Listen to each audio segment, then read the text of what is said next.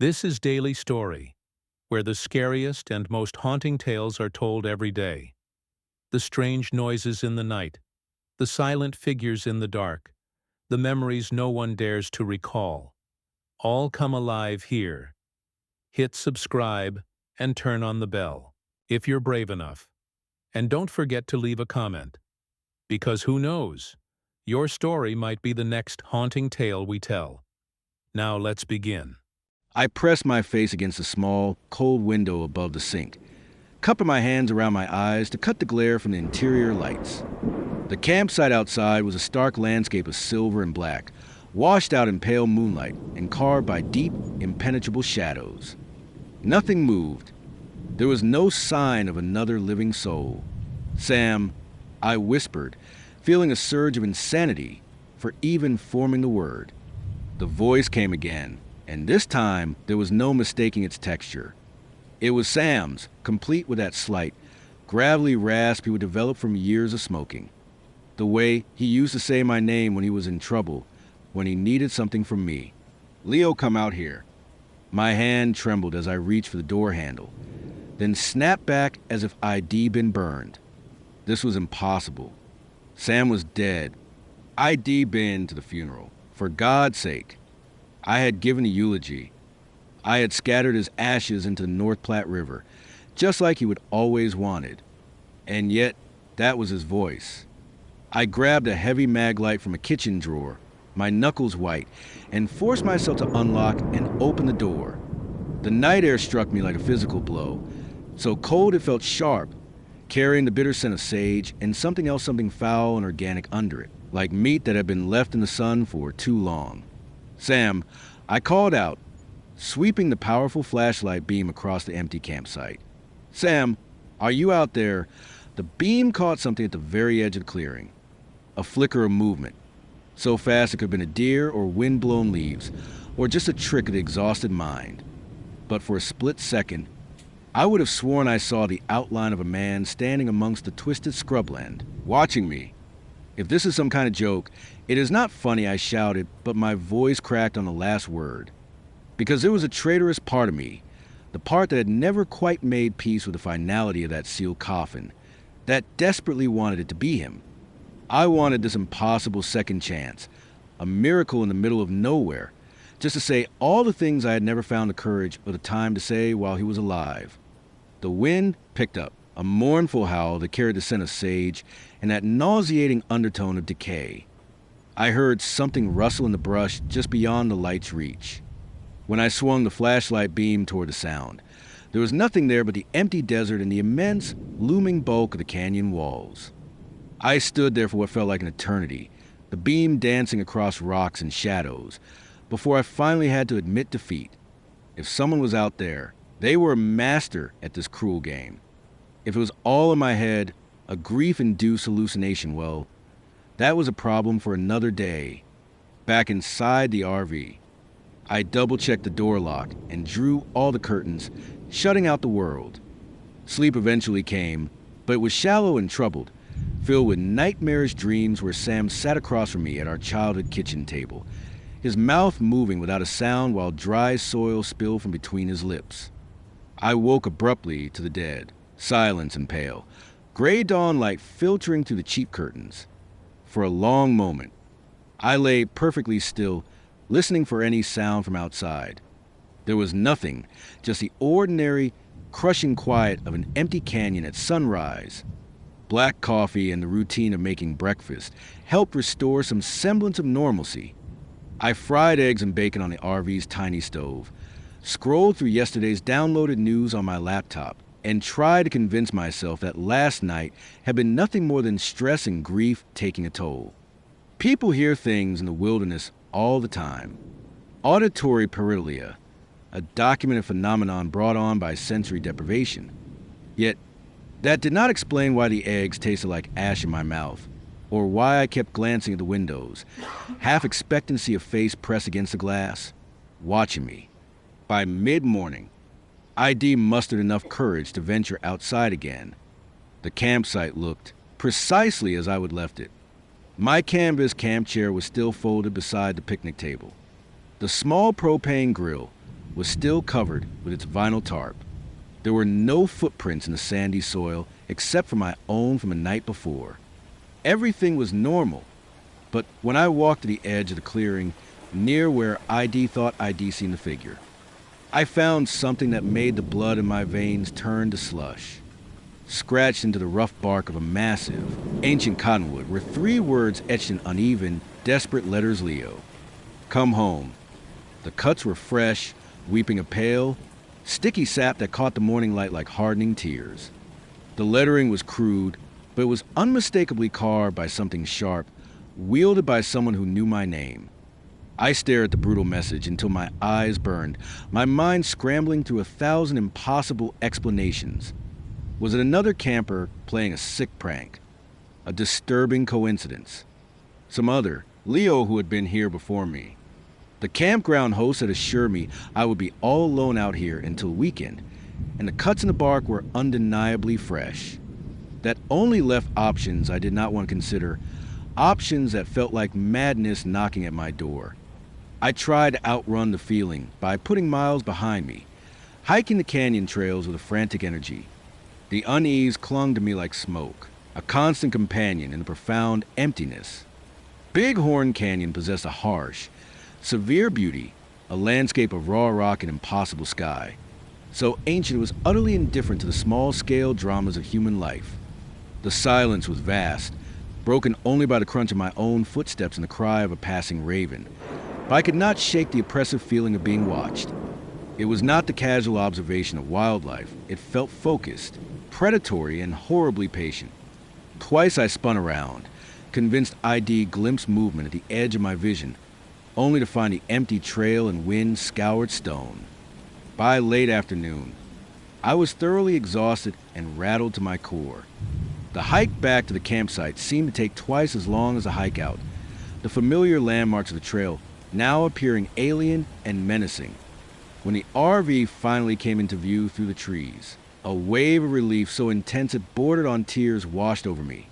That relief curdled and died the moment I stepped into the clearing and saw what was waiting for me. Every single piece of outdoor equipment ID left around the site had been moved. The camp chair now bizarrely faced the sheer rock wall instead of the fire pit. The heavy propane grill had been dragged nearly 20 feet from its original position. My hiking boots, which I would left by the RV's door, were now arranged side by side with meticulous care on the picnic table. But the most disturbing part, the thing that made my breath catch in my throat, was a message carefully spelled out with small, gray stones across the cold ashes of the fire ring. 3 words, miss you. I stood frozen at the edge of the campsite, the heavy flashlight, a useless weight in my trembling hand. Someone had been here. Someone or something had gone through my things, left me another intimate message, and then vanished without a single footprint. But who? And more importantly, how had they known about Sam? A part of my brain, the logical part, screamed that this was a human predator, some depraved local who got their kicks by terrorizing solo campers. Maybe the campground host had mentioned my arrival to someone. Word could have spread. Now I was the unwilling star in some elaborate and cruel prank. But another part of me, the part that had grown up on ghost stories, whispered in the dark, whispered a different, colder possibility. Because these messages were not random. They were not threats or demands. They were personal, intimate. They sounded like Sam. I spent that second night barricaded inside the RV, curtains drawn, every lock I could find engaged. The thought of packing up and fleeing had crossed my mind, but the idea of navigating those treacherous, narrow mountain roads in the pitch-black darkness was somehow almost as terrifying as staying. Better to wait for morning, I told myself, then get the hell out of Blackwood National Park and never, ever look back.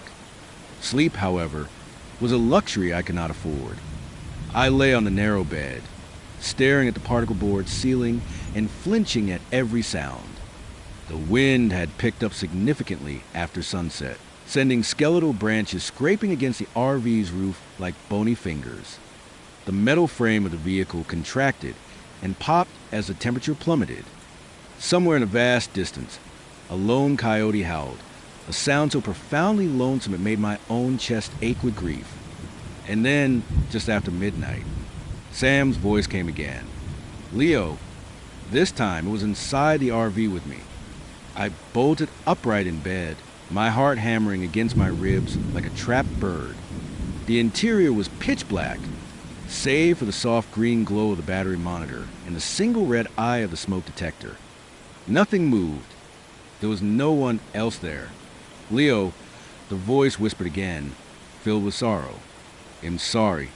The voice was coming from the front of the RV, near the driver's seat. It was soft, sad, and so unmistakably Sam's it felt like a knife in my gut. I snatched the flashlight from the bedside table, my hand shaking so badly I almost dropped it. Who is there? I managed to croak, my voice sounding thin and reedy. There was a pause, and then I heard footsteps. Slow, deliberate, moving from the front of the RV down the narrow aisle, toward the back, toward me. I clicked on the flashlight, the beam cutting a violent slash through the darkness as I swung it down the narrow space between the kitchenette and the dining booth. There was nothing, just the familiar, cramped interior of the RV and empty shadows. But I could still hear the footsteps, clear as day, the soft, heavy thud of familiar work boots on the cheap carpet. Sam, the word came out as a horrified whisper. The footsteps stopped directly beside my bed. I held my breath, the flashlight beam trembling in my hand, as I swept it back and forth through the empty air. There was nothing there, nothing I could see, but the presence, it was so strong I could feel like heat radiating from fire. It was intimate, familiar, and absolutely impossibly wrong. I'm sorry about what happened, the voice said, and it was so close now it sounded like it was coming from right beside my ear. I did not mean to leave you alone. The word struck me like a physical blow, because that was precisely what Sam would say if he could somehow speak to me from beyond the grave. He was always the fixer, the one who tried to smooth over family arguments and apologize for things that were never his fault. Even his own death, pinned beneath a tree while cutting firewood for our aging mother, felt like the kind of noble, senseless accident only Sam could manage. You are not real, I said to the suffocating darkness. Sam's dead. I buried him. I know, the voice replied, and it was layered with infinite, heartbreaking sadness. But I could not go. Not yet. Not until I made things right with you. Unbidden tears, I did not know I was crying, spilled down my cheeks, hot against my cold skin. This was insanity. It had to be. This was grief and isolation and stress, manifesting as an auditory and sensory hallucination. Yet it sounded so much like him, right down to the slight catch in his voice he always got when he was trying not to cry. There is nothing to make right, I whispered. We were fine. Sam, we were brothers. No, we were not. The unseen presence seemed to shift, drawing even closer, the air beside me growing heavy and cold. I know, CIO Che, you thought about the drinking about Maria, leaving about all the ways I let everyone down. You think it is your fault for not being there more. The words cut deeper than any knife because they were true. I had spent the last 4 months torturing myself with a litany of should, haves and could haves, replaying every heated conversation, every unanswered phone call, wondering if I had just done more, said more, cared more, whether Sam would still be alive. It was not your fault, the voice continued, soft but firm. None of it was. I made my choices. I lived my life. And I need you to live yours, without carrying the weight of my mistakes. My God, how I wanted to believe it. I wanted to believe that my brother had somehow found a way to tear through the veil of death just to lift this crippling weight of guilt from my shoulders. But this was not how the universe worked. This was not how death worked. You are not him, I said, but the words felt hollow and meaningless even to me. Ask me something, the voice challenged, the dare hanging in the cold, dark air. Ask me something only the real Sam would know. If this was a hallucination, my own mind creating a fantasy, it would fail. If it was some sick human predator who'd done their research, they might know public facts, but not the deep, private secrets of a shared childhood. The scar, I whispered. The scar on my left knee. What did you call it? There was a moment of absolute silence. Then a soft chuckle, just like your lightning bolt, from when you fell off your bike trying to jump Miller's Creek. You were 7 years old, and you cried for an hour because you thought it meant you could not be Harry Potter anymore. My breath caught in my throat. It was a memory I had not shared with anyone in over 20 years. It was not in any family photo album, not written in any journal. It was just a quiet moment between two brothers, lost time for everyone except the two of us. Oh, Jesus Christ, I whispered. Leo, you have to listen to me. The voice was urgent now, desperate. You have to leave this place. Tonight, do not wait for morning. Why? What is going on? This canyon, there was a long pause, as if the words themselves were dangerous. There are things here. Old things. Hungry things. They wear faces they should not be able to wear. They speak with voices they have stolen. I'm not the only one who can't find rest in this place. Ice water did not just run through my veins. It flooded them. What do you mean? The voice that has been calling to you from the rocks, it's not me. Leo, it never was. Something else is wearing my voice like a mask. It's trying to lure you outside, trying to add you to its collection. The RV, which it felt like a fortress moments ago, now seemed as fragile as a cardboard box. Just paper-thin walls separating me from something that had learned to mimic the dead with perfect, terrifying accuracy. How do I know this is really you? I asked, my voice trembling. How do I know you're not the thing you are warning me about? Because the voice said it's sadness returning. The real Sam would never, ever ask you to come outside in the dark. The real Sam would tell you to run. And with that final, chilling statement, the presence was gone.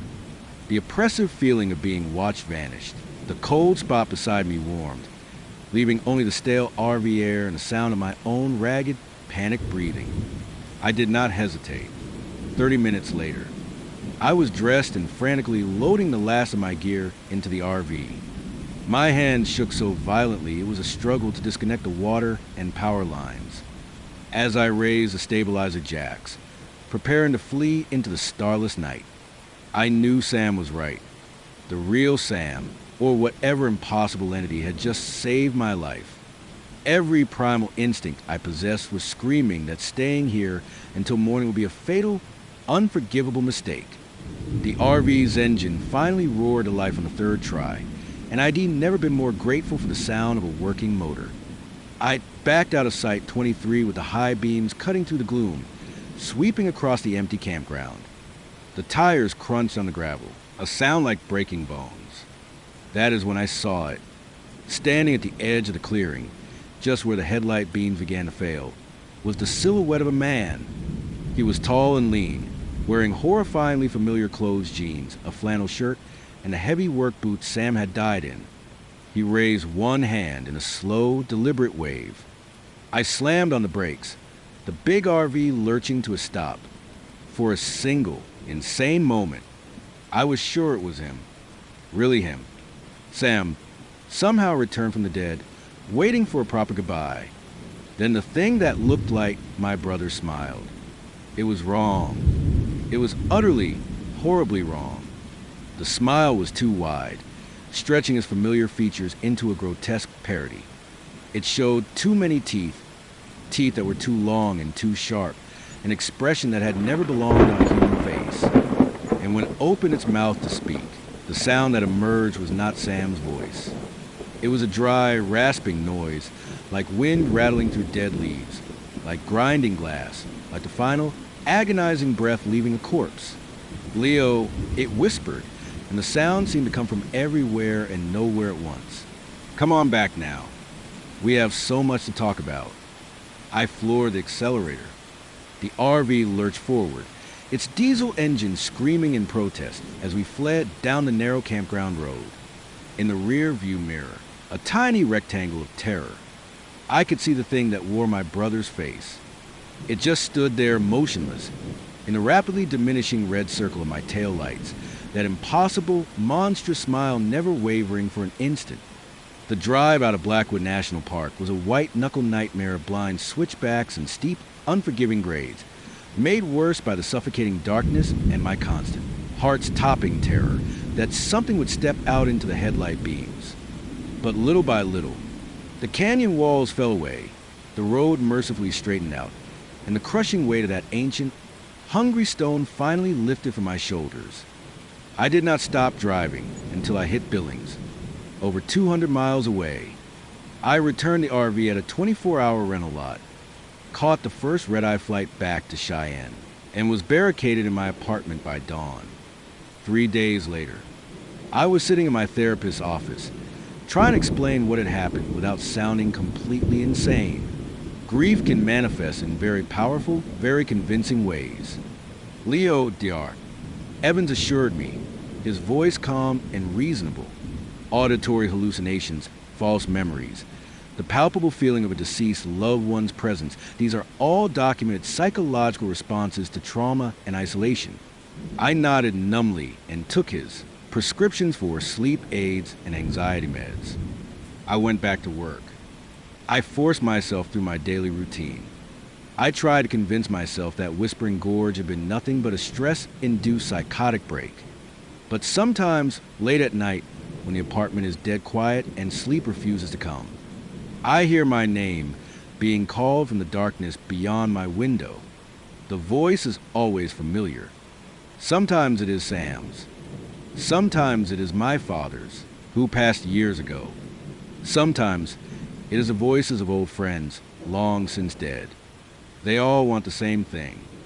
They all want me to come outside, to join them in whatever waits beyond the safety of walls and locks and electric light. I have learned not to answer. I have learned that some voices can never be trusted, no matter how much they sound like home. Because whatever lives in that canyon is not finished with me. It tasted my grief, my guilt, my desperate love for a dead brother, and it found the flavor irresistible. It is still out there. It is still hungry. And it is still calling. And I fear that one day, when I am tired enough, or broken enough, or just lonely enough, I might be weak enough to listen. My brother warned me once. I pray to whatever God might be listening that he does not have to again. But in my dreams, am already walking back toward that haunted canyon, following a voice that knows exactly how to hurt me, following a smile that is too wide and too knowing and far too eager to show me everything it has learned about being human. Story 2, The Trail of Bloody Flags. My name is Ethan. I'm 36, and I reached the Blackwater Forest Reserve in Southern Virginia right at dusk, that liminal hour when shadows learn your name. The GPS had been sputtering in and out of existence for the last 20 miles, flashing impossible phantom roads before cutting out entirely, right when I needed it the most. But ID found the old, forgotten logging road anyway, guided by a series of hand-painted wooden signs that looked like they would have been there for 50 years, their letters faded to gray ghosts against the weathered planks. The ancient Winnebago ID rendered groaned up the rutted dirt path, its suspension screaming with every gut-wrenching pothole, until I finally found a clearing just large enough for us to park. We were not alone. Chloe sat rigid in the passenger seat, her knuckles bone white as she clutched the armrest. My wife of 8 years had gone silent back when we had passed the last deserted gas station, and she now stared out the window at the dense, oppressive forest that seemed to press in against the road like a congregation of curious, skeletal fingers.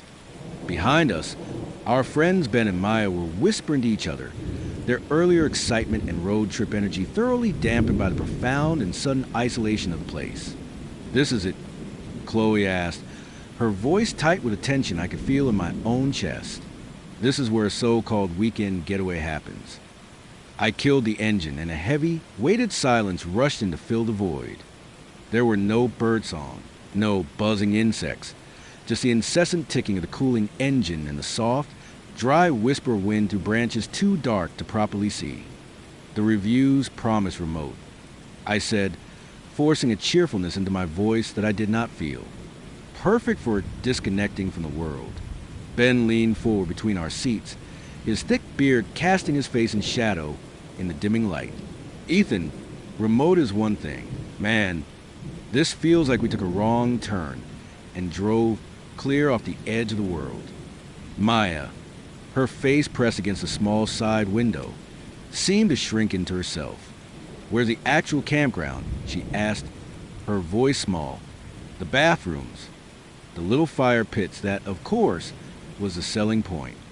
ID booked this trip through an obscure website specializing in authentic wilderness immersion. No amenities, no park rangers, no other campers. Just the four of us and 50 sprawling acres of old-growth forest that the state had all but abandoned. The kind of place where your loudest scream would be swallowed whole before it even left your throat. I climbed out of the RV, my boots crunching on a thick carpet of dead leaves that felt far too brittle for early October. The air itself smelled wrong. It was not just the clean, earthy scent of pine and damp soil. There was something cloying underneath it all. Something foul and organic, like meat that had been left in the hot sun for far too long. I tried to dismiss it as the natural smell of decomposition, the forest floor doing its work. "Just let me get the generator fired up," I announced to the group, my voice sounding unnaturally loud in the silence. "We'll have proper lights and heat in no time." But when I pulled the cord, the generator, which had fired up perfectly in the rental agency's parking lot, remained stubbornly silent. I checked the fuel line, the spark plug, everything I could possibly think of. Ben joined me, and between the two of us, we had nearly 2 decades of weekend warrior mechanical experience. The machine simply refused to cooperate. "Fantastic," Chloe said, her voice dripping with sarcasm from the RV doorway. "No power. We have battery-powered lanterns," I countered weakly, "and the propane tanks are full, so we still have the stove and the heater." "For how long?" Maya asked. She was standing just outside, holding her phone high in a futile search for a signal, her face pale. "I have got nothing. Not a single bar." That should have been our first real warning. It was not just the unsettling quiet or the lack of cell service. We had expected that. It was the way the silence itself felt intentional, weighted, as if the entire forest was holding its collective breath, watching us. We set up our camp in the dying light, as best we could, arranging our battery-powered lanterns in what felt like a pathetically small protective circle around the RV. Ben and I wrestled the awning into place and set up chairs while the women prepared dinner on the small propane stove. All of it was normal camping activity, but everything felt profoundly off. The shadows moved incorrectly, stretching and shifting when we were not looking directly at them. The temperature plummeted far faster than it should have, and by the time we sat down to eat, we could see our own breath misting in the cold lantern light. "Remind me again why we could not just gone to a nice hotel in Virginia Beach," Chloe sighed, picking listlessly at her bowl of reheated chili. "Because," I said, trying to reignite the original spirit of the trip, "we needed to get away from everything. No tourists, no traffic. No, a dry branch snapped loudly somewhere in the inky darkness. Just beyond our small circle of light, we all froze, forks halfway to our mouths. Just an animal," Ben said after a long, tense moment, but his voice lacked conviction. Another crack, this time from a different direction, to our left, then a third behind us, as if something large was deliberately circling us, staying just outside the range of our feeble lights. "Maybe we should eat inside," Maya whispered, her eyes wide. We packed up in a hurried, panicked silence, sealing ourselves inside the flimsy walls of the RV. I switched on every battery-powered light we possessed, transforming the cramped interior into a warm, bright cocoon of artificial safety. For a short while, it worked. We broke out a deck of cards, shared a few nervous jokes, and tried our best to pretend this was just another camping trip gone slightly awry. But the sounds outside continued. Heavy footsteps that did not quite match the gait of any animal I could identify, and more disturbingly, something that sounded like labor-deep breathing, just on the other side of the thin wall. Around midnight, Maya gently shook my shoulder. I had dozed off in the cramped dinette booth, my head resting against the cold window pane. "Ethan," she whispered, her voice trembling. "Look outside." I rubbed my eyes and squinted through the glass. At first, all I saw was darkness. Then, slowly, shapes began to resolve themselves in the faint, ambient starlight. The silhouettes of trees, the dark mass of fallen log, and something else. Something that had the distinct shape of a person, standing perfectly motionless about 30 feet away, watching us. "Do you see it?" Maya breathed, her voice barely a whisper. I did. It was a figure, tall and rail-thin, utterly still, just standing there. "Ben," I called softly, keeping my voice low. "Ben, wake up." My friend stirred from the sleeping bag. He would unrolled on the floor. What is it?" "There's someone outside," I said. Ben was on his feet in an instant, immediately alert. He had done 2 tours overseas before settling into a quiet suburban life, and you could see that some instincts never truly fade. He moved silently to the window, careful not to make the RV rock, where he whispered. I pointed to the spot, but the figure was gone. The space where it had been standing was now empty, just another dark gap between the ancient trees. "I do not see anything." "Man," Ben said, pressing his face closer to the glass. "It was there," Maya insisted, her voice shaking. "A person, just standing in the dark, watching. Could have been a park ranger." Chloe suggested drowsy from her bunk, but even she sounded doubtful. A ranger at midnight in a part of the forest estate had all but abandoned. We spent the rest of the night taking turns keeping watch at the windows, but we saw nothing else move in the oppressive darkness. By morning, I was exhausted and ready to chalk the entire experience up to tired eyes and overactive imaginations. The forest looked entirely different in the daylight. It was still remote and wild, but it no longer felt threatening. Birds sang from the high canopy. Squirrels chattered and scampered through the underbrush, all the normal forest sounds that had been so conspicuously absent the night before. Feeling better, I asked Chloe as we sipped coffee at the picnic table outside the RV's door. She managed a weak smile. "I guess so. The nighttime always makes everything feel creepy." Ben, however, was examining the ground around our campsite with a deep frown. "This is weird," he said, his voice low. "Come look at this." We all gathered around him. There, pressed in the soft, damp earth near the side of the RV, barely visible unless you knew precisely what you were looking for, were footprints. Human footprints. Bare feet pressed deep into the soil, circling our camp in a bizarre, ritualistic pattern. They approached from the dense forest, walked 3 complete and perfect circles around the RV, and then headed back into the trees from the same direction they would appear. "Kids," Maya suggested hopefully. "Local teenagers messing with us." But the prints were too large for teenagers, and pressed too deep into the ground. A heavy adult had made them. Something heavy enough to leave clear. Sharp impressions on ground that was nearly frozen from the night's chill. "We should leave," Chloe said quietly.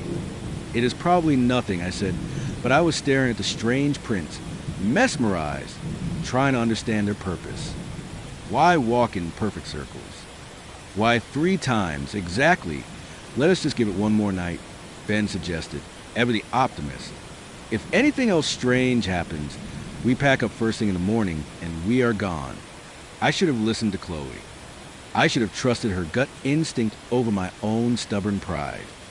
I had planned this trip for months, paid extra for the most remote location, convinced everyone it would be the adventure of a lifetime. I was not ready to admit defeat after one strange night. We spent the day hiking, attempting to shake off the night's unease by following winding game trails deeper into the forest. Ben had brought his expensive camera, hoping to spot some rare wildlife, and Maya collected interesting rocks and leaves for her nature journal. I watched as Chloe seemed to visibly relax as the hours passed, even laughing at one of Ben's terrible jokes and helping Maya identify different species of trees. But I started to notice things that bothered me, small details that seemed wrong. Trees with long strips of bark peeled away in deliberate, almost artistic patterns. Small animal bones scattered in clearings, not in the messy pile scavengers would leave, but arranged in neat geometric shapes. and twice, just at the edge of my vision, I caught a flicker of movement that did not match the natural rhythm of the forest. We found the trail markers around 3 in the afternoon. They were not official Park Service markers. There were no helpful logos or informational placards. These were crude, hand-sharpened wooden stakes driven into ground at irregular intervals, each one topped with a small red flag that fluttered softly in the breeze. But the red was not fabric. It was old cloth, once white or beige, that had been soaked in something dark, thick, and sticky. Something that drew flies and gave off that same faintly sour, meaty smell I would notice when we had first arrived. "What the hell is this?" Ben said, cautiously approaching the nearest stake. "Do not touch it," Chloe warned, her voice sharp with sudden alarm. The trail of bizarre markers led deeper into the woods, following a path that was definitely not on any of our maps. The flags seemed fresh, recently placed, and they led in a perfectly straight line toward what looked like a dark valley hidden between 2 steep ridges. "We should follow them," I said, my curiosity overriding my sense of caution. "Are you insane?" Chloe grabbed my arm, her grip surprisingly strong. "Those things are covered in blood." "Ethan, blood. We do not know that for sure," I argued weakly. What else could it be? I could not answer that, but something about the strange markers called to me. They were clearly intentional, placed there deliberately for someone to find. Maybe we were not the first campers to stumble upon this place. Maybe a previous group had left a trail for others to follow. "Just a little way," I urged. "If it gets any weirder, well, turn right back." Maya was already taking pictures of the markers with her phone, her face pale, but her expression determined. This could be some kind of outsider art installation, she reasoned. You know, environmental art. People do really weird stuff in the woods all the time. Ben looked skeptical, but he shrugged and shouldered his pack. "Fine, but we all stick together. And at the first sign of real trouble, we are out of here." The trail of bloody flags led us deeper into the forest than we would intended to go.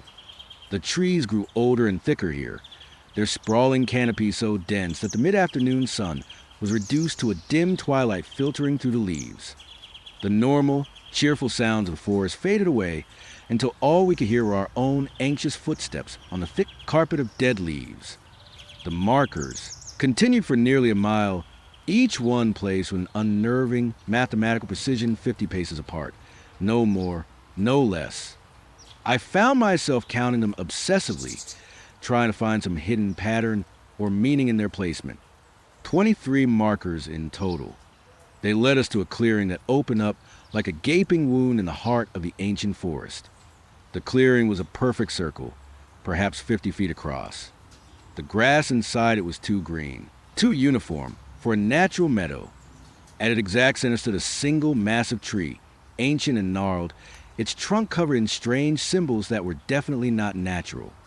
Spirals, intersecting lines, and shapes I did not recognize were carved deep into the bark.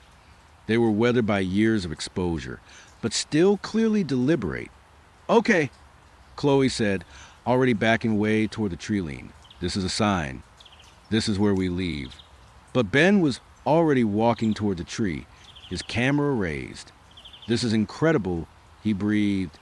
"Look at these carvings. They could be hundreds, maybe thousands of years old." "Ben, do not," he stopped dead in his tracks, lowering his camera slowly. "Oh my God." We rushed to his side and saw what had made him freeze. The base of the ancient tree was ringed with objects, placed with care like offerings at a dark shrine. There were dozens of animal skulls, mostly bleached white by the sun and rain, but mixed among them were other things. Personal items. A child's workout sneaker. A man's wristwatch with a cracked face. A pair of reading glasses. And a cell phone, a new model that looked like it had only been abandoned within the last few weeks. "We need to leave," Maya said, her voice shaking violently. "Right now." That is when we heard the singing. It came from all around us, from the dense forest enclosed in the clearing. Multiple voices, blending together in a strange, dissonant harmony. It was a melody I almost recognized, but could not quite place. like a half-remembered lullaby from a nightmare. The voices were undeniably beautiful, hauntingly so, but there was something fundamentally wrong with them. They possessed a strange, inhuman quality that raised the fine hairs on my arms and made my teeth ache. "Where's that coming from?" Chloe whispered, clutching my arm. The singing seemed to come from everywhere and nowhere at once, echoing off the ancient trees in a way that made it impossible to pinpoint its source. As we listened, frozen in place, the voices began to separate, each one taking a different part of the uncanny harmony. I could count at least 6 distinct singers, maybe more. Ben was backing slowly away from the tree, his face as pale as the skulls at its base. "That is not right," he whispered. "That is not human." The singing grew louder, more complex, and underneath the strange, lilting melody, I began to hear words. Not in English or any other language I recognized, but they were words nonetheless.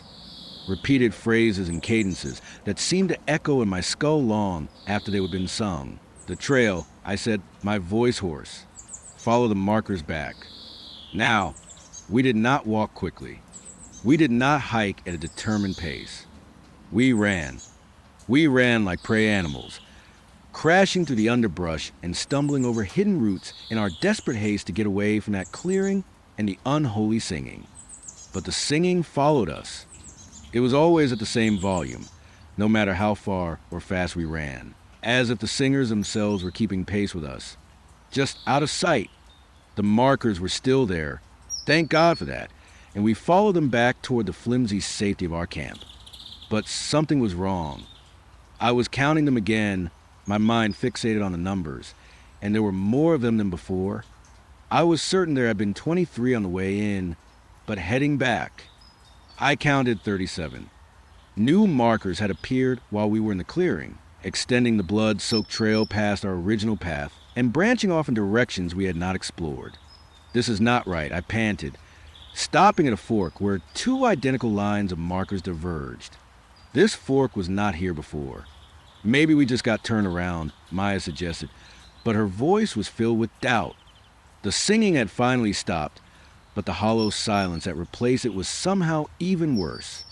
It felt expectant, as if the forest itself was waiting for us to make a choice, take the original trail back to the RV, or follow one of the new branches deeper into whatever horror waited for us in the growing dark. Chloe grabbed my hand, her fingers cold and trembling. The original path. Ethan, the one we came in on. I tried desperately to remember which way would approach the fork, but the trail and the markers all looked identical now. The small, bloody flags fluttered in the breeze. I could not feel, pointing in every direction at once. Ben made the decision for us. "This way," he said confidently, choosing the leftmost path. I remember that old broken branch up ahead. We followed him without question, trusting his military training and his experience in hostile territory. But after 10 minutes of hurried walking, we found ourselves in a section of the forest I knew none of us recognized. The trees here were different, younger, with pale, sickly-looking bark. And the markers themselves were changing, too. The flags seemed darker now, the blood on them fresher, as if they had been placed just moments before we arrived. "We are lost," Chloe said, her voice flat with resignation.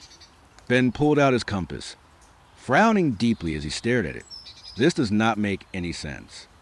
We should be heading east, back toward the campsite. But the compass says we are going north.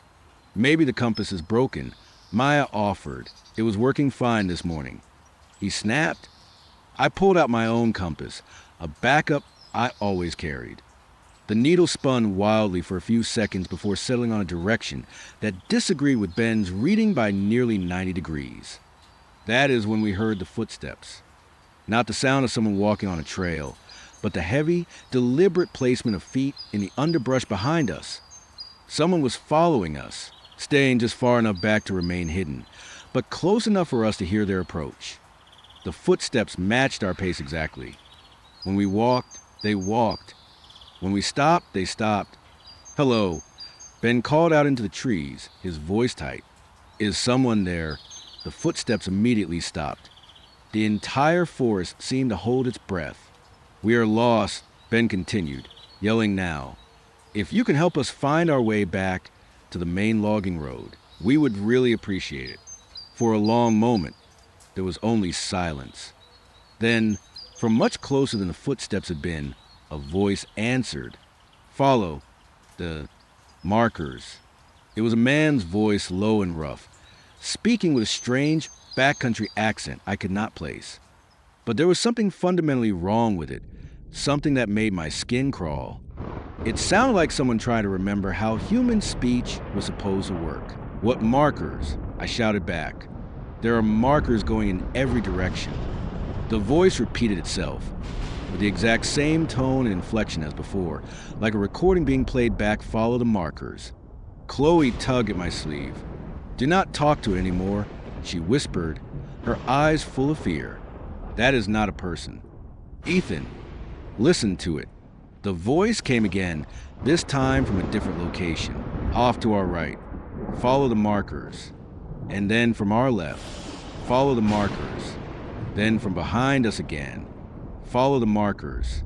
Each repetition was identical, chillingly so, with no variation in pitch or timing.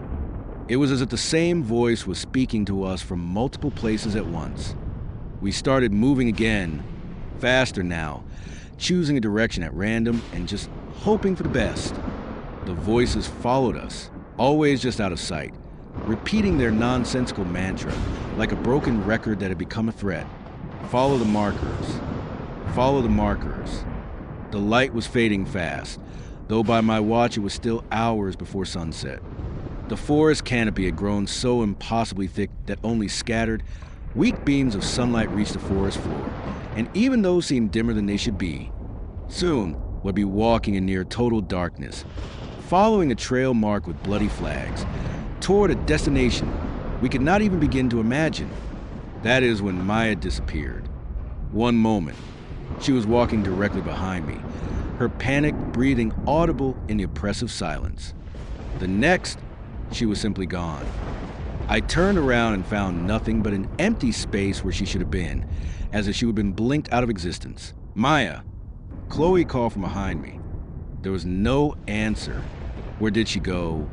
Ben had his phone out, using its feeble flashlight to examine the ground.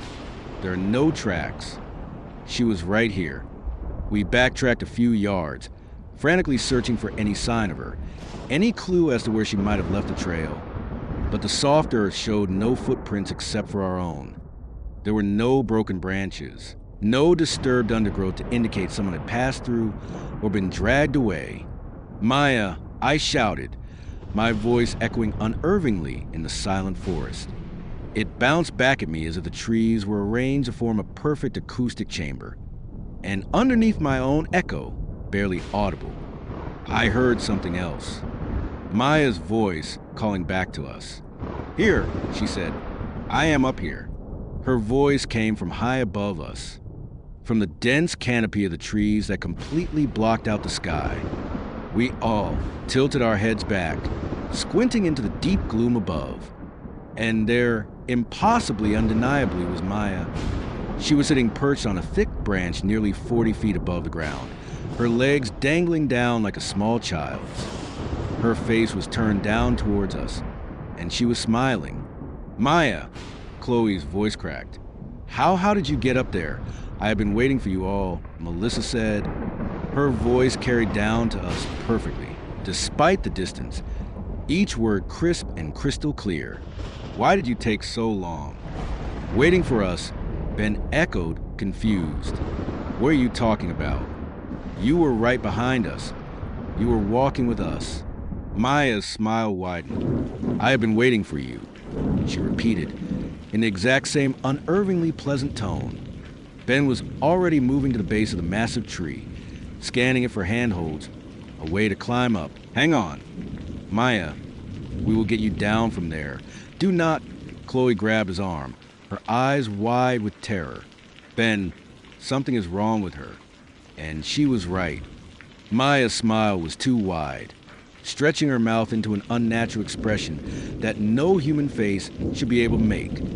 And her eyes, Her eyes were completely, solid black, as if her pupils had expanded to swallow the iris and whites entirely. "I have been waiting for you," she said a third time. Then she added, "Follow the markers." That is when I finally realized with a soul-crushing certainty that it was not Maya at all. The thing in the tree wore her face, her clothes, her voice. But it moved wrong. It held itself at angles that hurt my brain to look at. And when it spoke, its mouth did not quite sync up with the words we heard. "We have to run," I said quietly. The thing that looked like Maya tilted its head to one side, studying us with those black, empty, infinite eyes. "Follow the markers," it said, but this time in Ben's voice. Then, in Chloe's voice, it said, "Something's wrong with her." Then, in my own voice, it said, "We have to run." It was mimicking us, replaying our own terrified conversation like a parrot, but the words all came from Maya's unmoving mouth, spoken in voices that were not hers. We ran again, abandoning any last shred of hope of finding our friend. Behind us, the thing in the tree began to laugh, a sound like shattering glass that seemed to follow us through the silent forest long after we had left it behind. The markers were everywhere now, sprouting from the ground like obscene, blood-red flowers. Dozens of them, then hundreds, creating a disorienting, impossible maze of bloody flags that led in every conceivable direction. Some pointed towards dark, hollowed-out spaces between the trees. Others indicated paths that seemed to climb the air itself, following phantom routes that existed in 3 dimensions instead of 2. "Which way?" Ben gasped between ragged breaths. We had been running for what felt like hours, and the adrenaline was giving way to a bone-deep exhaustion. "Which damn way?" I chose at random, my mind screaming, picking a line of markers that seemed to lead downhill. Downhill meant water, and water. I prayed, meant a way out of this hellish maze. But after a few hundred yards, the markers began to change again. The flags were no longer strips of cloth soaked with blood. They were made of blood-soaked cloth, and they were shaped into familiar forms. The flags were now pieces of clothing, torn and bloody beyond recognition. A scrap of denim that might have come from a pair of jeans. A piece of plaid flannel that looked like it belonged to a man's work shirt. A square of bright, yellow fabric that reminded me of that as Maya's shirt. Chloe whispered, her voice barely audible. It was a distinctive yellow hiking shirt Maya had been wearing, now torn into dozens of strips and mounted on hand-carved wooden stakes like grotesque trophies. Ben grabbed one of the flags, examining it closely between his trembling fingers. "This is fresh," he said, his voice hollow. "It is still wet. That is impossible. We just saw her back in the tree." "Did we?" Ben asked, his eyes dark with a dawning horror. "Are you really sure about that?" I was not sure of anything anymore. The forest had taken our friend and replaced her with something that wore her appearance like a cheap costume. For all we knew, the real Maya was already dead, torn apart to provide the very material for the bloody trail markers that were leading us deeper and deeper into this nightmare. The trail of clothing eventually led us to a small creek, barely a trickle of water flowing over smooth, gray stones. But it was moving water, and that meant it had to lead somewhere. We followed it downstream, stumbling over rocks and fallen logs in our haste to escape the markers and their gruesome decorations. The creek meandered through the desolate forest what felt like miles, growing gradually wider and deeper as smaller tributaries joined its flow. Soon, it was a proper stream, then a small river, and then, finally, we heard a sound that made our hearts leap with desperate, forgotten hope. The distant rumble of traffic. A road. We had found a road. We crashed through the last line of trees and emerged onto cracked, weathered asphalted 2-lane highway that stretched in both directions through the dark forest. But something was wrong here, too. The road was too empty, too quiet. The sound we had heard was gone, and there was no traffic at all. There were no tire marks on the faded pavement, no painted yellow lines, no road signs to indicate which way led back to civilization. "Which direction?" Chloe asked, her voice trembling with exhaustion and cold. I looked both ways, a coin flip choice between 2 identical stretches of empty road. trying to find some clue, any indication of which choice might lead us home. That is when I saw the figure. It was walking toward us from the north, still distant, but definitely human-shaped. "Someone's coming," I said, a wave of relief washing over me. We waited, huddled together, our hopes soaring with every step the figure took. This was it. Rescue. Someone who could tell us where we were and how to get back to our campsite, to our world. As the figure drew closer, walking with a steady, unhurried pace, I could see it was a woman. No, it was Melissa. Not the monstrous thing we'd seen in the tree, but the real Melissa, or what appeared to be the real Melissa. She looked exactly as she had when she had disappeared hours earlier, wearing the same yellow hiking shirt that we'd just seen torn into bloody flags. She walked toward us with a pleasant, easy smile, raising a hand to wave as if we'd just bumped into each other at the mall. "There you guys are," she said cheerfully as she approached. "I have been looking everywhere for you." "Melissa," Chloe's voice was filled with disbelief and uncertainty. Is that really you?" "Of course it is me." "Who else would it be?" Melissa's smile never wavered. "I got separated from you guys back at that weird clearing. It took me forever to find my way out of these woods." She looked normal. She sounded normal. But I remember the thing in the tree and the bright yellow fabric on the marker stakes, and the way her eyes had been solid, empty black. "How did you get out of the forest?" Ben asked, his voice carefully neutral. "I followed the creek. Same as you guys did." Melissa gestured vaguely back toward the tree lean. "Lucky thing it led to this road, right?" "What creek?" I asked. Melissa's smile flickered for just a fraction of a second. "The creek. The one right there, behind you." I turned around. There was no creek. The forest stretched unbroken right to the edge of the asphalt. There was no sign of the stream we had followed for miles. No gap in the trees where we could have emerged. It was as if the creek had never existed at all. "Melissa," Chloe said slowly, her eyes narrowing. "What is my middle name?" The thing that looked like Melissa tilted its head slightly, an almost bird-like gesture, as it considered the question. "You are being silly." "Chloe," it said with a little laugh. "Of course I know your middle name." "Then what is it?" "It is Chloe." Chloe backed away slowly, her face paling to a ghostly white. "My middle name is Anne," she whispered. "Melissa has known that since we were in college." The creature's smile began to stretch. It grew wider and wider until it split its face from ear to ear in a grotesque, impossible grin. And inside its mouth, instead of teeth and a tongue, there was only darkness. Not shadow, not the absence of light, but a thick, tangible darkness, so complete it seemed to pull at our vision, trying to draw us in. "Follow the markers," it said, its voice a perfect imitation of Melissa's. Then, in a perfect imitation of Chloe, it said, "My middle name is Anne." And then, in my voice, it said, "There was no creek." We ran for our lives, sprinting down the empty, silent highway as the thing that wore our friend's face called out after us in a horrifying chorus of our own stolen voices.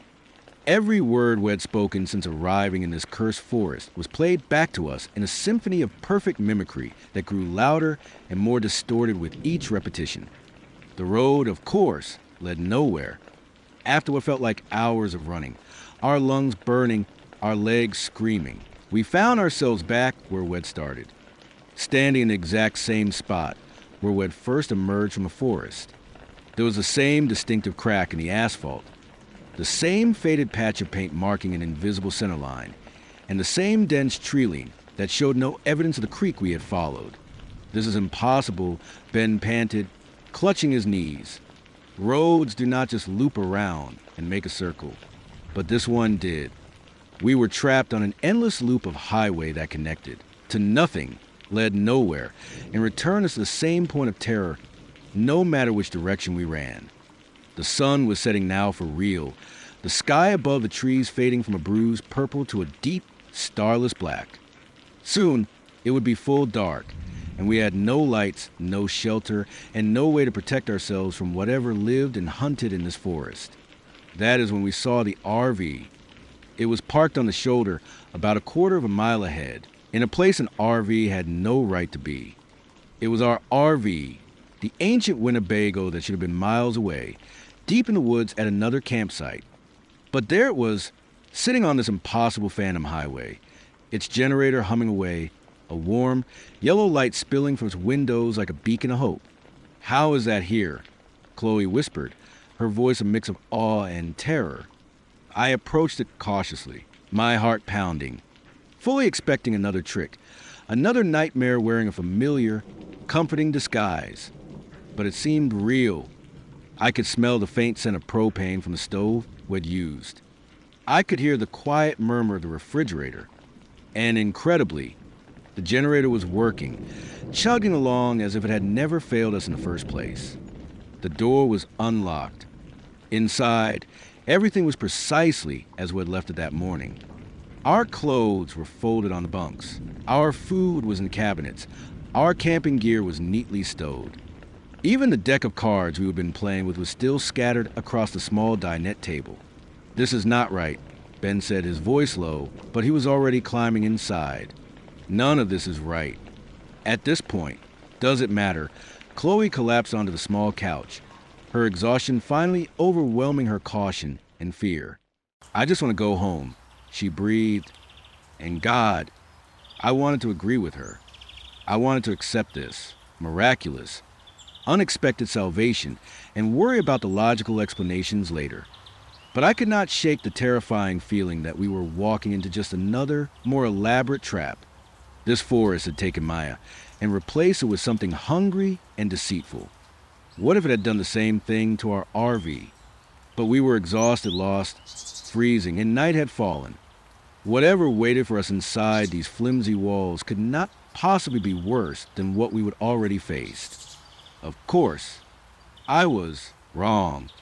We cooked a meal of canned soup that day that tasted like salvation itself. For a short time, we were able to pretend that everything was fine. Just three friends who'd had a minor, scary adventure in the woods, with a great story to tell when we finally got home. "So what is the plan?" Ben asked as we were cleaning up. "Do we try to drive out here tonight, or wait for morning?" "Tonight," Chloe said immediately, her voice firm. "I want to be as far away from this place as I can possibly get." I agreed, but when I sat in the driver's seat and turned the key, nothing happened. The engine did not even turn over. The lights worked. The radio crackled with static, but the RV refused to start. Maybe the battery died, Ben suggested, but we all knew that was not it. The forest had granted us a temporary shelter, a brief reprieve, but it had no intention of ever letting us leave. We settled in for another long night, arranging our remaining battery lights in defensive patterns and agreeing to taking turns on watch. This time, however, the sound began almost immediately. Heavy footsteps circling the RV, voices, our own and others, calling our names from the darkness. And then scratching noises on the roof and walls, as if something with long, sharp claws was methodically testing our defenses. Around midnight, someone knocked at the door. 3 slow, deliberate knocks that echoed to the small space like gunshots. We all froze, staring at the flimsy aluminum door that stood between us and whatever waited outside. "Do not answer it," Chloe whispered, her eyes wide. The knocking came again. 3 knocks, perfectly spaced, as patient as death itself. "Hey!" called a voice from outside. It was Ben's voice. "Guys, it is me. The door latched and I got locked out. Can you let me in?" Ben was sitting 3 feet away from me, his face ashen in the dim battery light. The thing outside was using his voice, copying it with horrifying precision. "Let me in," it continued, a note of pleading in its tone. "Come on, guys.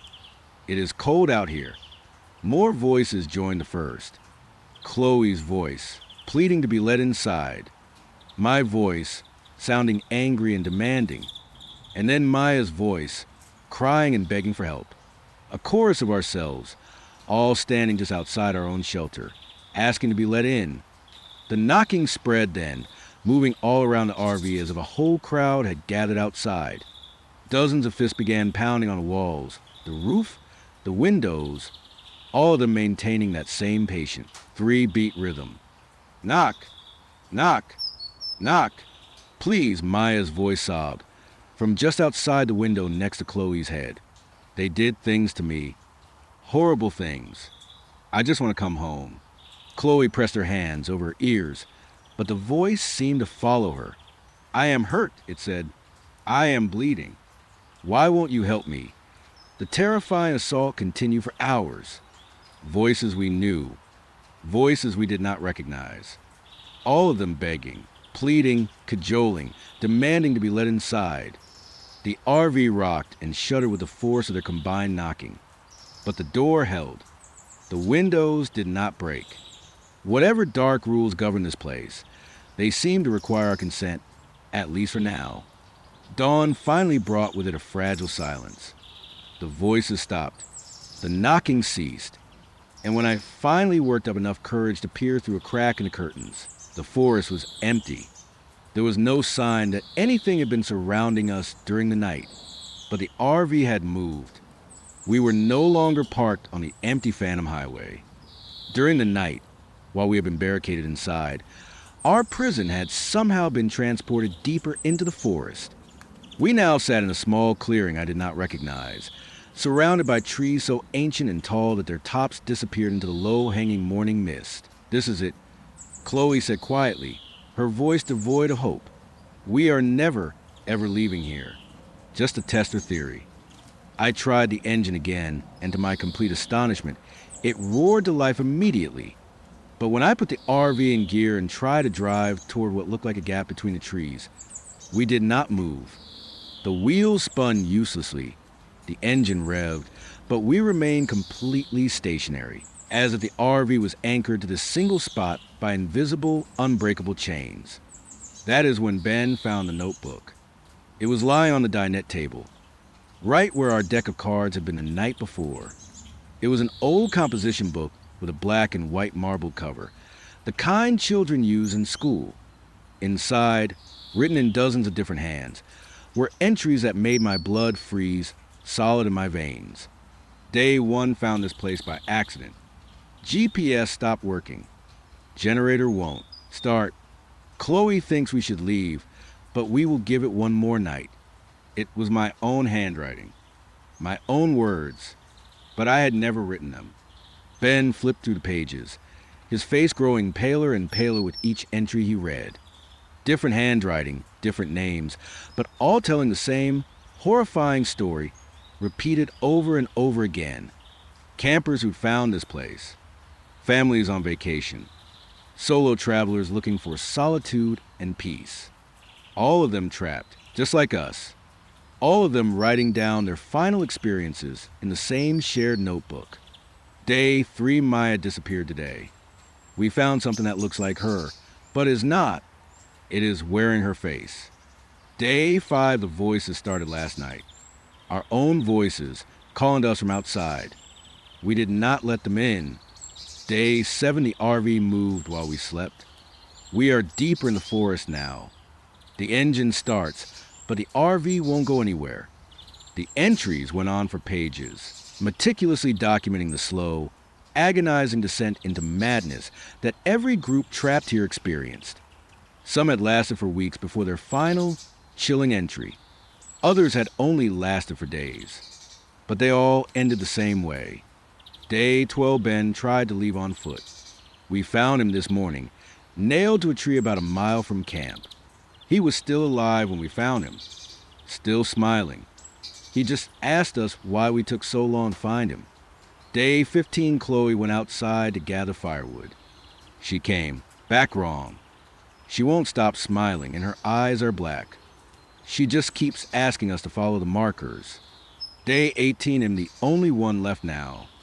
The others are still here, but they are not them anymore. They were familiar faces and speak with familiar voices, but they serve something else now. I can hear them outside, knocking gently on the door, asking to be let in. I won't open it. I won't let them have me. But I am so tired. So very, very tired. The final entry in the notebook was dated just yesterday. It was written in Chloe's perfect, neat handwriting. Day 1 found this place by accident. GPS stopped working. Generator won't start. Ethan thinks we should stay, but I really want to leave. I looked up at Chloe, who was staring at the notebook with a look of dawning horror on her face. I did not write that, she breathed, but it was her handwriting, undeniably so, perfect in every tiny detail. Ben flipped to the next page, which was completely blank, except for a single line of text written in my own hand. Day 2 found the notebook today. I am beginning to understand. I had not written those words either, but I watched in mute horror as my own hand, as if controlled by some outside force, picked up a pen from the table and added to the entry, even as I was reading it. The forest is hungry. It feeds on people, on our experiences, on our connections to each other. It takes us one by one, wearing our faces and speaking with our voices, until only the empty shell remains. Then it starts the process all over again with the next group that finds this place. My hand stopped writing, but I could still feel something else guiding the pen, something that wanted to add more, to complete the story that had been written 100 times before. We found Maya today. Ben slammed the notebook shut, his face white with terror. "Do not write anymore," he yelled. "Do not let it use you." But it was already too late. The forest had already begun its insidious work on us, just as it had with all the others. I could feel its tendrils in my mind, a soft, probing touch, learning my thought patterns, absorbing my memories. Soon, it would know everything about me. And then it would be able to wear my face as perfectly as it had worn Maya's. "We have to find her," Chloe said suddenly, her voice snapping with a strange new determination. "The real Maya. She is still out there somewhere." "Chloe," I started, but she was already moving toward the door. "I am not leaving her behind. I won't abandon my friend to this place." She threw the door open before either of us could stop her, stepping out into the misty clearing. For a moment, nothing happened. Then, from the treeline, came a voice I recognized all too well. "Chloe, is that you? Maya the real Maya, or another perfect copy stepped out from behind a massive oak, looking exactly as she had 3 days ago. There was no torn clothing, no signs of injury or distress. She smiled and waved, walking towards Chloe with her arms open wide. "I have been looking everywhere for you guys," she called warmly. "Where have you been?" Chloe ran toward her friend, relief and joy completely overwhelming her caution. They embraced in the center of the clearing. Two friends finally reunited after a terrifying separation. That is when I saw the others. They began to emerge from the forest, one by one, then in 2s and 3s. Dozens of them, all wearing familiar faces. There was another Chloe, and another Ben, and at least 3 other versions of myself. All of them were smiling. All of them were walking toward our RV with the same expression of benign, gentle welcome. "Come on out," called one of the other Ethans. "The weather's beautiful today. Perfect for a hike," more figures appeared. Men, women, children, the countless families that have found this place over the years, now serving as its permanent collection agency. They all looked perfectly normal, happy even, but their eyes all held that same solid black emptiness I'd seen in the creature that wore Maya's face. Ben grabbed my arm. "We need to get Chloe and run." But when I looked back at the clearing, there were 2 Chloes now. One was still embracing Maya. The other was standing near the treeline, looking confused and frightened. Both of them were identical in every respect. "Chloe," I screamed. "Which one are you?" Both of them turned toward me. Both of them smiled. And both of them said in perfect, terrifying unison, "I am right here. Ethan, come help me." The crowd of doppelgangers was growing, forming a loose, tightening circle around the RV. I saw faces I recognized from the names in the notebook. Previous victims who had been completely absorbed into the forest collection. They all looked content, peaceful, as if they would finally found exactly what they had been searching for. "Do not listen to them," Ben whispered, his voice shaking. They are not real. None of them are real. But how could we possibly tell? They looked real. They sounded real. They even seemed to cast proper shadows in the eerie morning light. If the forest could duplicate every detail of us so perfectly, how would we ever know which version was authentic? The crowd began to close in slowly, inexorably, still smiling, still maintaining that horrifying facade of friendly normalcy. They moved with the endless patience of hunters who knew their prey had nowhere left to run. "Follow the markers," said one of the fake Mayas. "We have been waiting for you," added a duplicate of Ben. "Why did you take so long to find us?" asked a version of Chloe that was not quite right, her smile just a little too wide, her eyes just a little too empty. I slammed the RV door and locked it again, sealing us inside. But the locks were just cheap aluminum and plastic, barely strong enough to keep out a determined toddler, let alone the ancient, supernatural force that controlled this entire forest. "The notebook," Ben said urgently. "Maybe there is something in there, in the other entries. Something that tells us how to escape." We flipped through the worn, tear-stained pages frantically, looking for any clue, any hint that anyone, had ever found a way out. But every single story ended the same way, with the final writer becoming just another part of the forest collection, adding their unique voice to the chorus that lured new unsuspecting victims deeper and deeper into the trap. But wait, there was one entry that was different. It was written in a shaky, almost illegible handwriting, as if the author's hand had been trembling uncontrollably. Day 20 found the source today. The tree in the clearing. The one with the strange carvings. It's not just a tree. It's a doorway. The symbols on it, their instructions. A map of sorts. But the price is too high. It wants one of us. A willing sacrifice. Someone who chooses to stay behind, so the others can leave. The entry continued on the next page. Jennifer volunteered. She said she'd rather die as herself and live as one of those things. We tried to stop her, but she was right. As soon as she pressed her hands to the symbols, the tree opened. The road appeared, leading back to the real world. We could have all escaped, but when we looked back, Jennifer was still standing there, still smiling, and her eyes were black, just like all the others. The forest had taken her anyway, so there was a way out, but it required a sacrifice. Someone had to agree to stay behind, to feed the forest's insatiable hunger, so the others could escape. But even then, there was no real guarantee of freedom. The forest was ancient and patient and clever. It had surely learned how to break every rule, to find loopholes in every desperate bargain. The knocking started again, but this time it was different.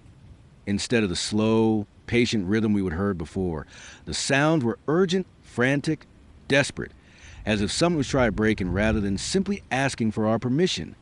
"Let us in," shrieked a voice that sounded exactly like Chloe's. "Please, they are coming. You have to let us in." Through the window, I could see two figures sprinting toward the RV. It was Chloe and Maya, and they both looked terrified. Behind them, the crowd of doppelgangers had finally stopped smiling. Their faces were now expressionless, blank as mannequins, and they moved with a stiff mechanical precision, their pace quickening. "Do not open it," Ben warned, his voice low. "It is another trick." But the Chloe outside was pounding on the door, her face pressed against a small window, and she looked genuinely, soul-shatteringly terrified. "Ethan, please. I am the real Chloe. I escaped from them, but they are coming back. How could I possibly tell?" Both versions of my wife looked identical. They sounded identical. One of them was telling the truth. The other was a perfect copy, expertly designed to fool me into making a fatal, final mistake. The fake Chloe was the real one, began to cry, her tears streaming down her face as she begged be let inside. "I know how this looks," she sobbed. "I know you can't trust me. But I swear to you, Im Real, I am your wife.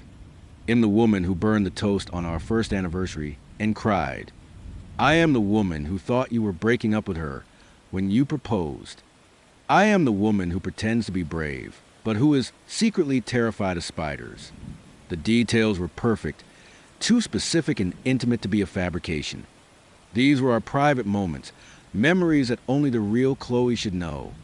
But then I remembered the notebook and how the forest seemed to absorb everything about its victims, their memories, their personalities, their deepest secrets. A perfect copy would know everything the original had ever known.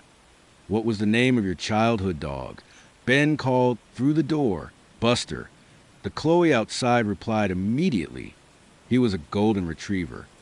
He used to sleep at the foot of my bed until my mom found out and made him a bed in the laundry room. It was the right answer. Of course it was. The forest would have absorbed that simple memory along with all the others. The crowd of doppelgangers was moving closer now. Their blank faces all turned toward the RV with that same mechanical precision. Soon, they would reach the door, and then our choice would be made for us. Chloe, I called through the window. If you are really my wife, tell me something only you would know. Something we have never, ever told another living soul. She looked confused for a moment. Her tear-streaked face pressed against the glass. Then, a look of dawning understanding filled her eyes. The miscarriage, she whispered, her voice barely audible, 3 years ago. We told everyone it was just a bad case of food poisoning. But you held me in a hospital bathroom while I cried for hours, and you promised we would try again as soon as I was ready. My heart stopped beating. It was real. It was really her. No one else on earth could possibly have known about that moment, that private landscape of grief we had shared in secret. I fumbled with the lock and threw the door open, pulling her inside, with Maya close behind her. They both collapsed onto the floor, shaking uncontrollably, their clothes torn and shredded from running through the dense forest. Thank God, Chloe gasped. I thought we were going to die out there. What happened? Ben asked. Where have you been? They took us, Maya said, her voice hollow and distant. The things that look like people. They dragged us to that tree, the one with the carvings. They were going to do something to us. Some kind of ritual. But we escaped while they were feeding. Feeding on what? I asked. Other people. Campers who did not make it to their RVs in time. We saw them tear apart a family. A couple with 2 young kids. The things they ate, their memories, their personalities, everything that made them human. Then they put on their faces and just became them. Chloe was shaking as she spoke, the trauma of what she would witness written in every line of her body. We hid in the forest for hours, trying to find our way back, but everything looks the same. Every tree, every path, it is like a maze designed to trap you here forever. How did you find us? Ben asked. We followed the sound of the generator, but we had to be careful. There's so many fake RVs out there. Copies, designed to lure people in. We have been watching this one for an hour, try and make sure it was the real one. It made a twisted kind of sense. The forest would naturally create multiple versions of our only shelter, each one a separate trap designed to capture different groups of unsuspecting victims. We'd been beyond lucky to find the real one. Or maybe the forest had deliberately guided us here. No one would feel safer inside our own familiar space. What do we do now? I asked. We need to get back to that tree. Maya said, the one with the carvings. I think that is the only way out. The notebook mentioned the sacrifice. Ben said carefully. Someone has to stay behind. Chloe's face went even paler than it already was. No, we all leave together or no one leaves. That is not how it works, Maya said quietly. The forest is hungry. It won't let us all go without taking something in return. Outside, the crowd of doppelgangers had finally reached the RV. They pressed their blank faces against the windows, staring in at us with their empty, black eyes. They did not speak. They did not make any threatening gestures. They just watched us, eternally patient. We could try to run for it, Ben suggested. Make a break for the tree, while they are all focused on an RV. They will catch us, Chloe said. They know this forest. They are a part of it now. That is when I noticed something was wrong with Maya. She was sitting in the exact same position she had been in when she first entered the RV. Her hands were folded neatly in her lap, her expression carefully neutral. She had not moved a muscle in several minutes. She had not even blinked. "Maya," I said carefully. She turned her head toward me with a slow, mechanical precision, like a doll's head rotating on a peg. When she spoke, her voice was perfectly flat, devoid of all emotion. "We need to get to that tree," she said. "The one with the carvings. I think it is the way out." The exact same words she would said before, in the exact same tone, like a recording being played back. Ben saw it too. He was already reaching for something to butcher knife in the kitchen drawer when Maya's face split open into that impossible, grotesque smile, stretching from ear to ear. "Why did you take so long to find us?" she asked in Chloe's voice. I grabbed Chloe's hand and pulled her toward the back of the RV, away from the thing that was wearing our friend's face. But Chloe resisted, looking at me with confusion. "What is wrong with you?" she demanded. "It is just Maya." "Look at her eyes," I said. Chloe turned, and I watched her face go white with abject horror. Maya's eyes had turned completely black, just like all the others.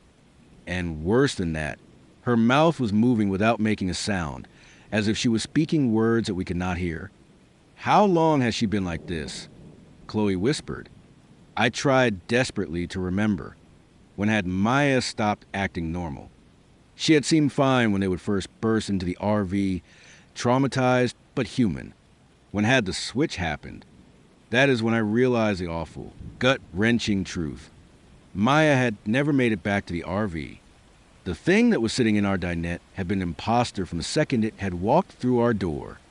"Which meant Chloe," I said slowly. "What is my middle name?" She looked at me like I would completely lost my mind. "What kind of a question is that? Just answer me." "It is Robert. Your middle name is Robert. Ethan Robert Miller." "What is wrong with you?" It was the wrong answer. My middle name was David, not Robert. The real Chloe would have known that. I backed away from her slowly, my heart finally shattering in my chest. Both of them, both Chloe and Maya, were imposters. Perfect copies designed to fool me, to lull me into a false sense of security. But if they were both fakes, what had happened to the real versions of my wife and our friend, Ethan? The thing that looked like Chloe said, tilting its head with mechanical precision, "You are scaring me." Ben was staring at both of them now, his knife held out in front of him. When did they switch? He whispered. When did we let the wrong ones in? I tried to remember the sequence of events, but everything was blurring together in a haze of fear and confusion. Had these been the same Chloe and Maya who'd pounded on our door and begged to be let in? Or had there been a switch at some point, one imposter replaced seamlessly by another? The fake Chloe was backing toward the door, her expression suddenly shifting from confusion to something that looked like hunger. "I think we should leave," she said. "Right now. All of us, together. Where Ben demanded. To the tree," the fake Maya answered, her smile returning. "The one with the carvings. I know the way. Of course they wanted us to follow them to the tree. That is where the feeding happened. That is where the forest absorbed its new victims into its endless collection. They were trying to lure us into the final trap, playing their roles with Oscar-worthy perfection until we were too far from any semblance of safety to escape. "No," I said, my voice firm. "We are staying right here." Both imposters stopped smiling at exactly the same moment, their faces going blank and expressionless. When they spoke again, it was in perfect, horrifying unison. "You have to come with us. The forest is hungry." They moved toward us with that same stiff, mechanical precision ID seen in the crowd outside. But they were trapped in confined space of the RV, unable to surround us or use their numbers to overwhelm our defenses. Ben lunged forward with his knife, but the blade passed harmlessly through the fake Chloe's chest as if she were made of smoke. She did not even seem to notice, just continued her slow, patient, unstoppable advance. The windows, I shouted. We have to break the windows. But there was nowhere to run. The moment we left the RV, the growing crowd outside would converge on us. We were trapped between two groups of impossibly patient predators with no safe direction to flee. That is when the lights went out. The battery-powered lanterns all died at the exact same moment, plunging us into absolute, suffocating darkness. In the sudden blackness, I heard movement, saw footsteps, the whisper of fabric, breathing that seemed to come from too many directions at once. "Ben," I called out. "I am here," came his voice from my left. But then I heard it again from my right. And then from behind me, multiple Bens, all speaking at once. Chloe, a chorus of Chloes answered, their voices overlapping in a dissonant symphony of perfect mimicry. Some of them sounded frightened, others angry. Still others spoke in that flat, mechanical tone I'd come to fear above all else.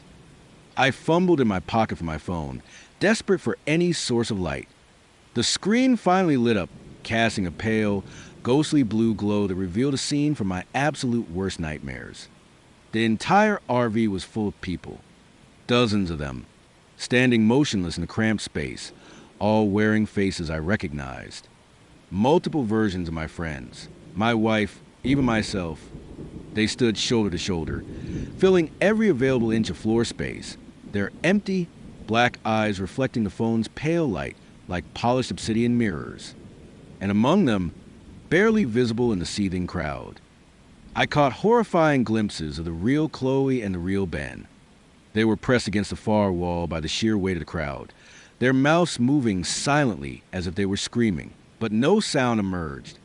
Their eyes were wide with a terror I can't begin to describe, and they seemed to be trying to reach out toward me, but their arms moved sluggishly as if they were trapped underwater. The imposters had multiplied, creating a terrifying army of perfect copies that made it impossible to distinguish the real from the false.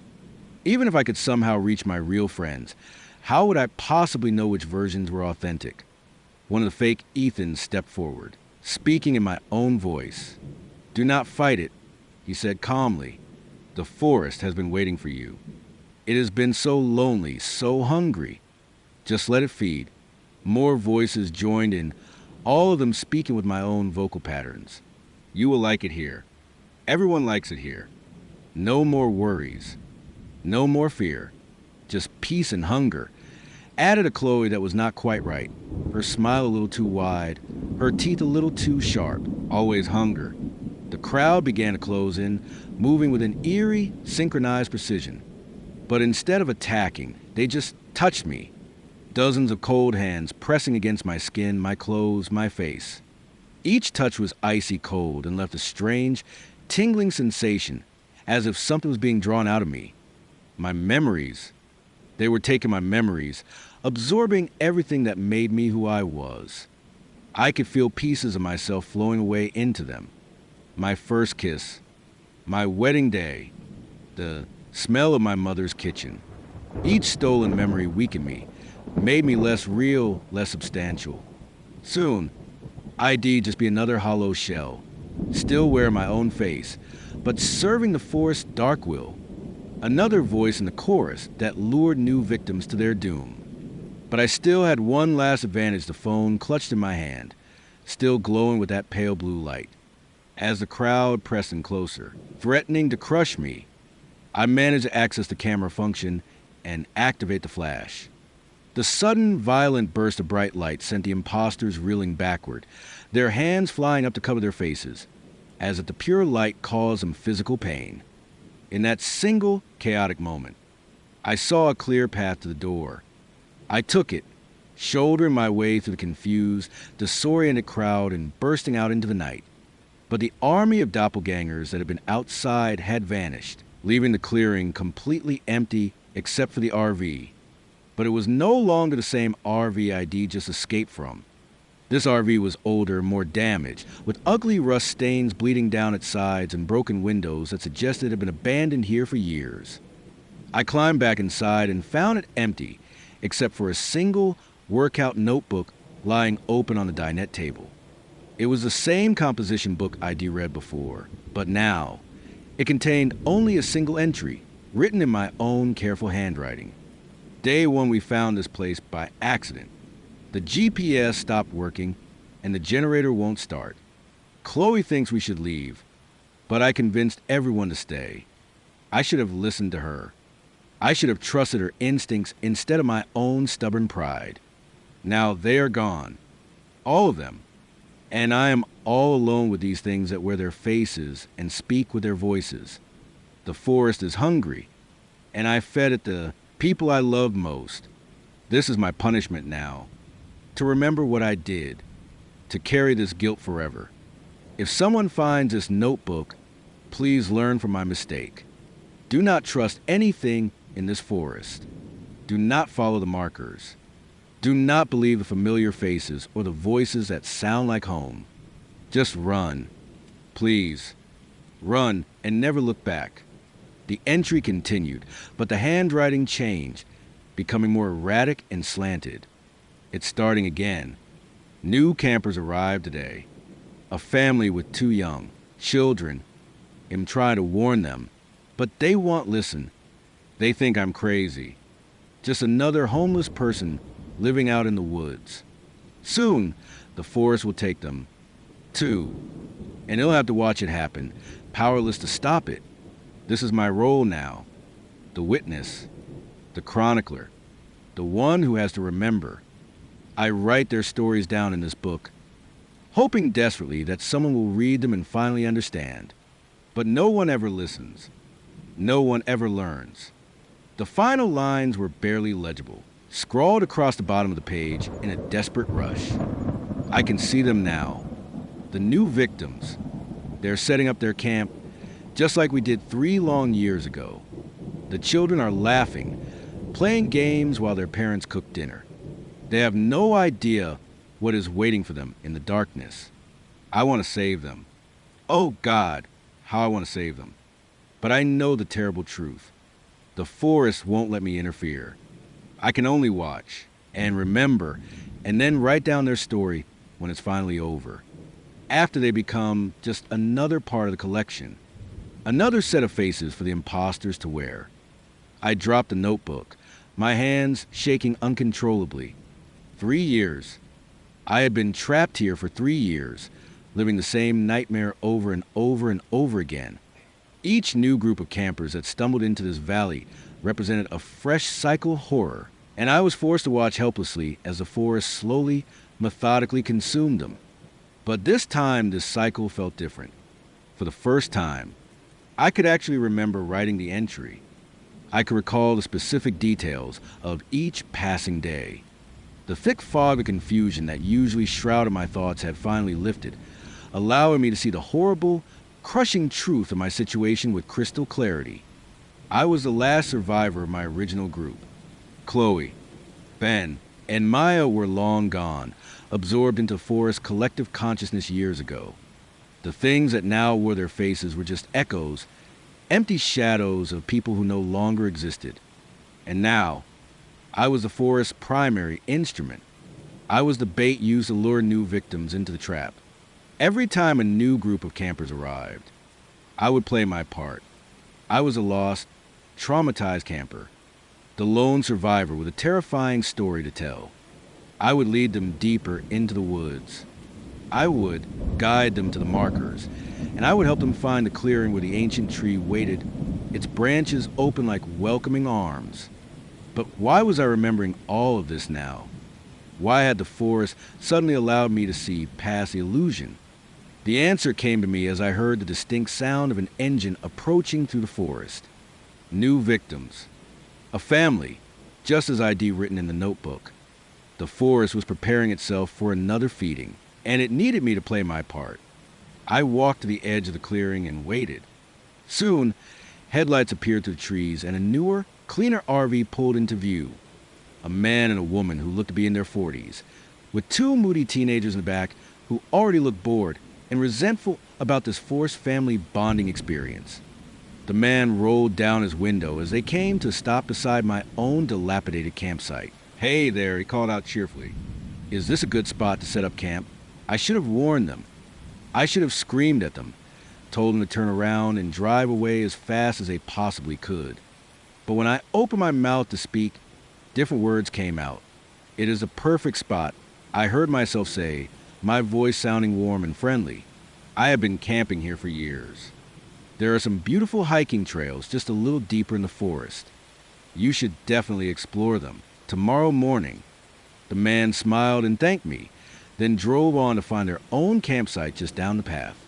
As their red tail lights disappeared into the darkness, I felt a familiar, crushing weight of guilt settle over my shoulders once more.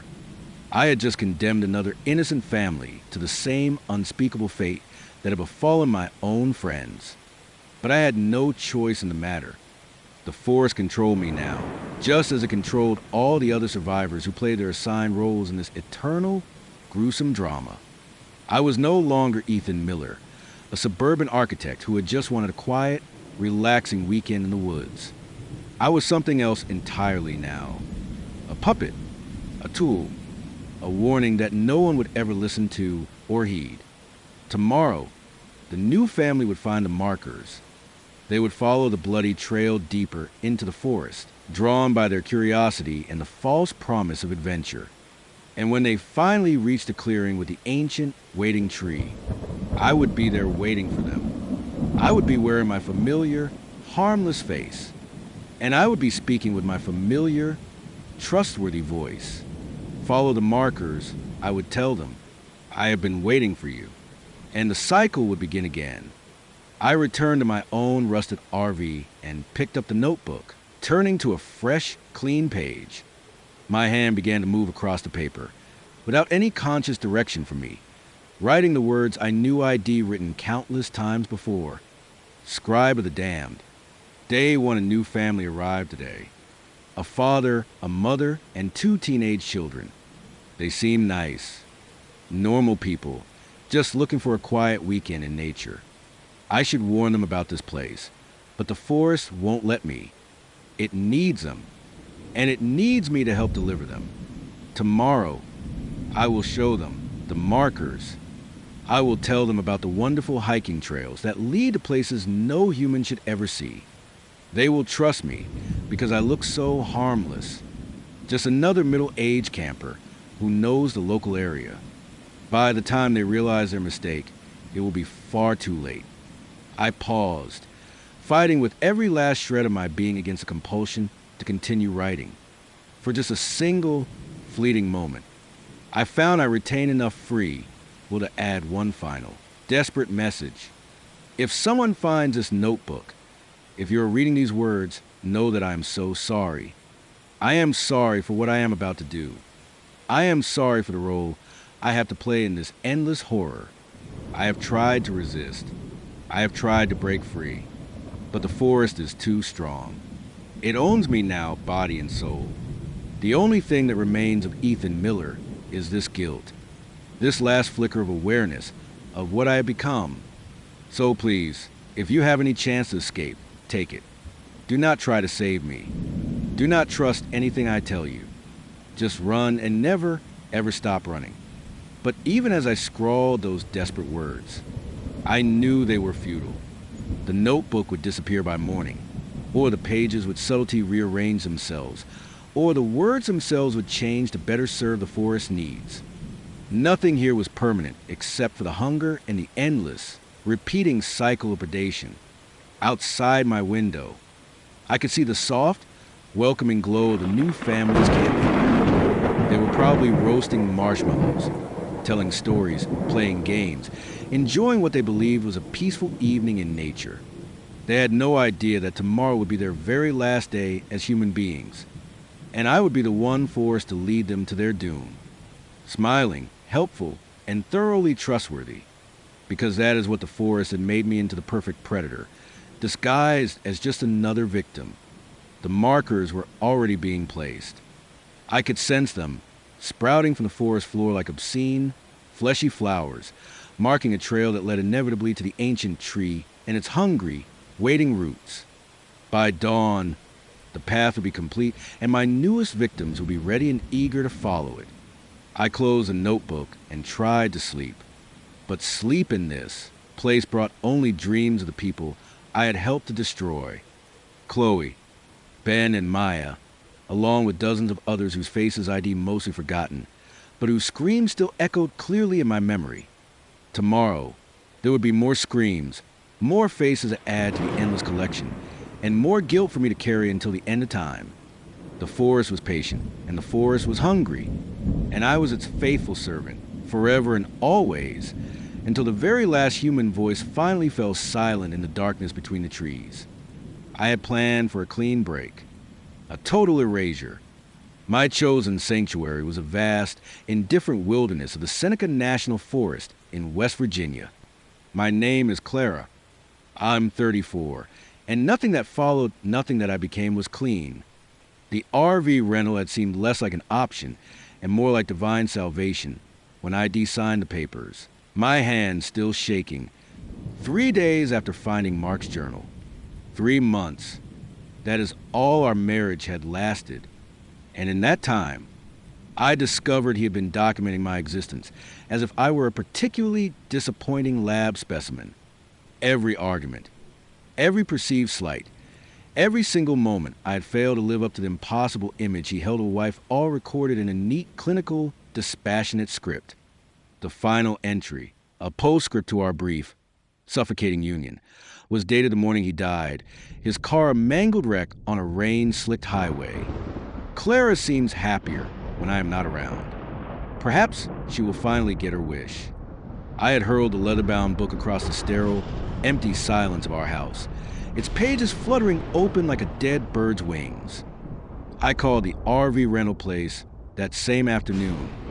The Seneca Forest stretched across the eastern mountains of West Virginia like a great, green blanket thrown carelessly over a set of broken bones. I chose the Hollow Creek Wilderness area specifically because the brochure promised patchy cell service, and the nearest town, a forgotten speck on the map, was nearly 40 torturous miles away. I wanted to disappear from the world for a week.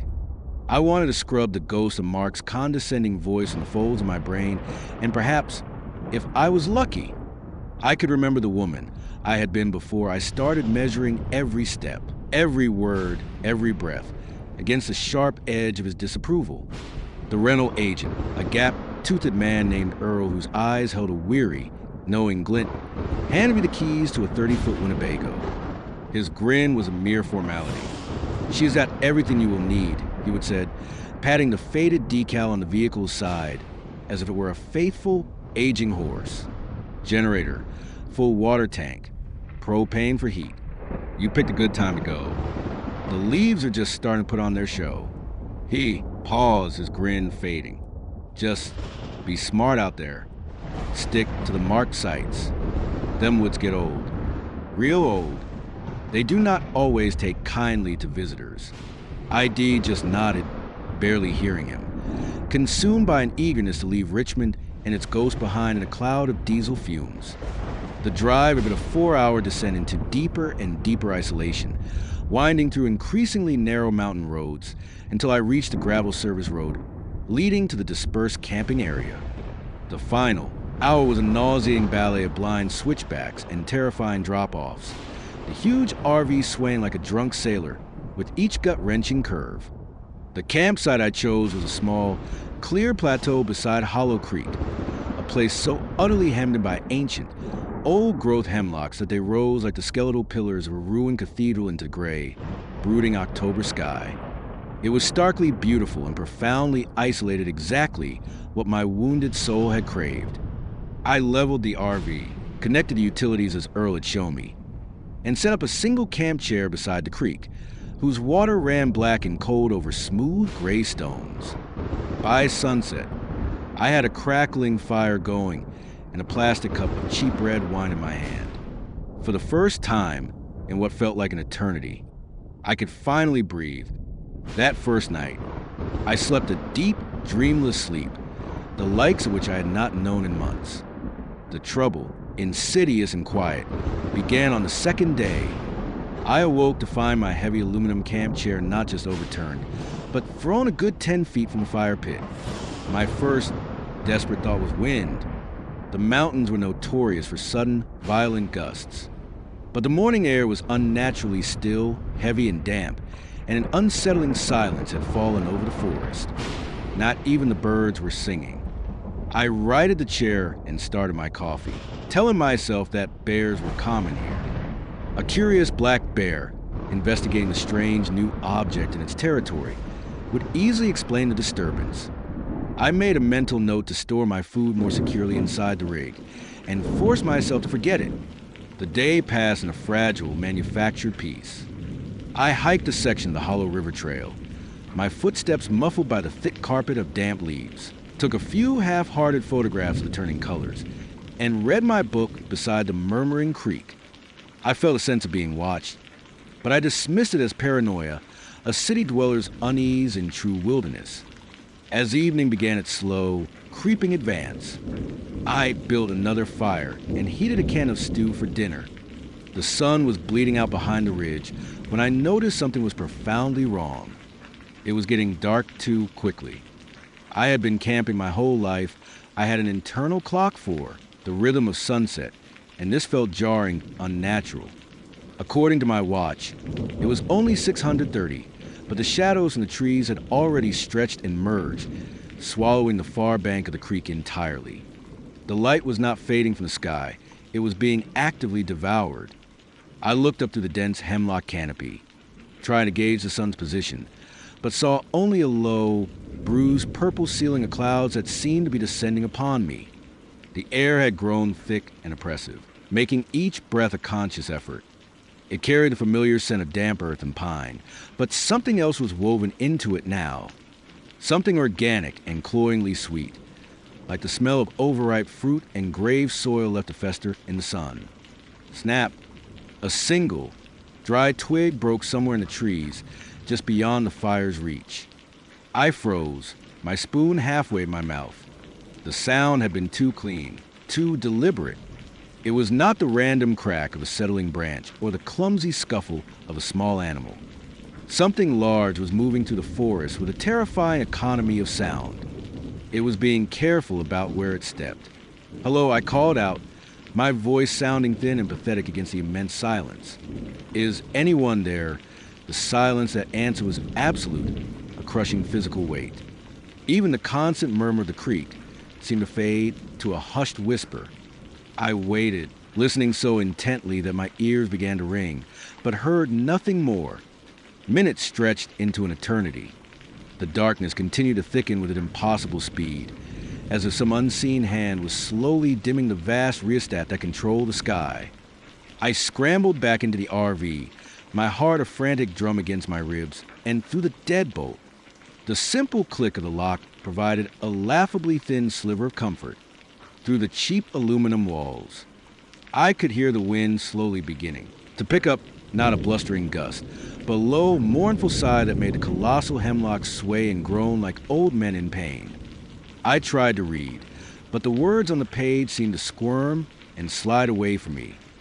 I found myself listening, instead listening for footsteps, for voices, for anything at all that might explain profound wrongness. I felt settling over the campsite like a physical shroud. Sleep, when it finally came, was a restless, feverish ordeal, full of dreams I could not quite remember upon waking. Only fragmented images of twisting roots and pale, upturned faces floating just beneath the surface of dark water, all of it accompanied by a low, persistent humming sound that seemed to vibrate up from the very earth itself. I woke on the third morning and knew, before I even looked outside, that something had happened. The fire pit was filled with stones. Not scattered, random stones, but stones arranged with horrifying, ritualistic care. Someone or something had built a careful, tight spiral using the smooth, dark rocks from the creek bed. Each one had been placed with a deliberate, unnerving precision. The charred remains of my previous night's fire lay at the very center of the spiral, like a sacrifice offered up at a crude, unholy altar. My hands shook so badly I could barely hold my phone steady as I photographed the arrangement, though I had no idea who I would ever show it to. Who would possibly believe me? The stones were black and smooth, worn by centuries of cold creek water, and the pattern they formed did something to my eyes, making the world seem to shimmer and distort if I stared at it for too long. It drew my gaze inward, into the cold ashes at its center, and for a terrifying second, I felt an intense sensation of vertigo, as if I were falling into the earth itself. A hand touched my shoulder. I spun around with a strangled cry, heart seizing in my chest, to find nothing but the cold, empty morning air. The forest stood as a gallery of silent, unmoving sentinels around the campsite. But I had felt it. I could swear I had felt the distinct pressure of 5 cold, deliberate fingertips pressing into the thick fabric of my jacket. With a guttural sob of rage and fear, I dismantled the stone spiral with my hiking boot, kicking the rocks with frantic energy back towards a creek. As the last stone splashed into the water, a wave of profound dizziness and nausea washed over me, as if I had just desecrated something ancient and sacred. Whatever sick game this was, I wanted no part of it. This was not a local prankster. The anachronistic darkness, the feeling of being watched, the impossible precision of the spiral, this was something else. Something older and far more malevolent. I forced myself to hike that day, hoping the physical exertion would clear the cobwebs of fear from my mind. The Hollow Creek wilderness was vast, primal, and utterly empty. I saw no one. No other campers. No fellow hikers. No signs of human presence at all beyond the faded blue blazes on the trail markers. The forest felt ancient, untouched, a prehuman cathedral of shadow and silence. It was on the return hike that I found the bones. They were scattered in a small, blighted clearing about a quarter of a mile from my campsite. The ground here was bare, and the air was still. The bones were bleached white and unervingly clean, as if they had been meticulously picked over. At first, I thought they were from a deer, the remains of some animal that had met its end during the cruel mountain winter. But as I knelt for a closer look, a cold dread unlike anything I had ever known seeped into my marrow. The skull was wrong. It was too elongated, too narrow, the jaw hinged in a way that seemed almost serpentine. And the teeth were all incisors, long and sharp and pointed like a mouthful of sewing needles. Whatever this creature had been, it was not any animal I could recognize from a biology textbook. And worse, far worse, were the markings carved into the bones themselves. Rows of intricate symbols, a horrifying combination of what looked like runic letters and pictographs, had been etched deep into the calcium with some impossibly sharp tool.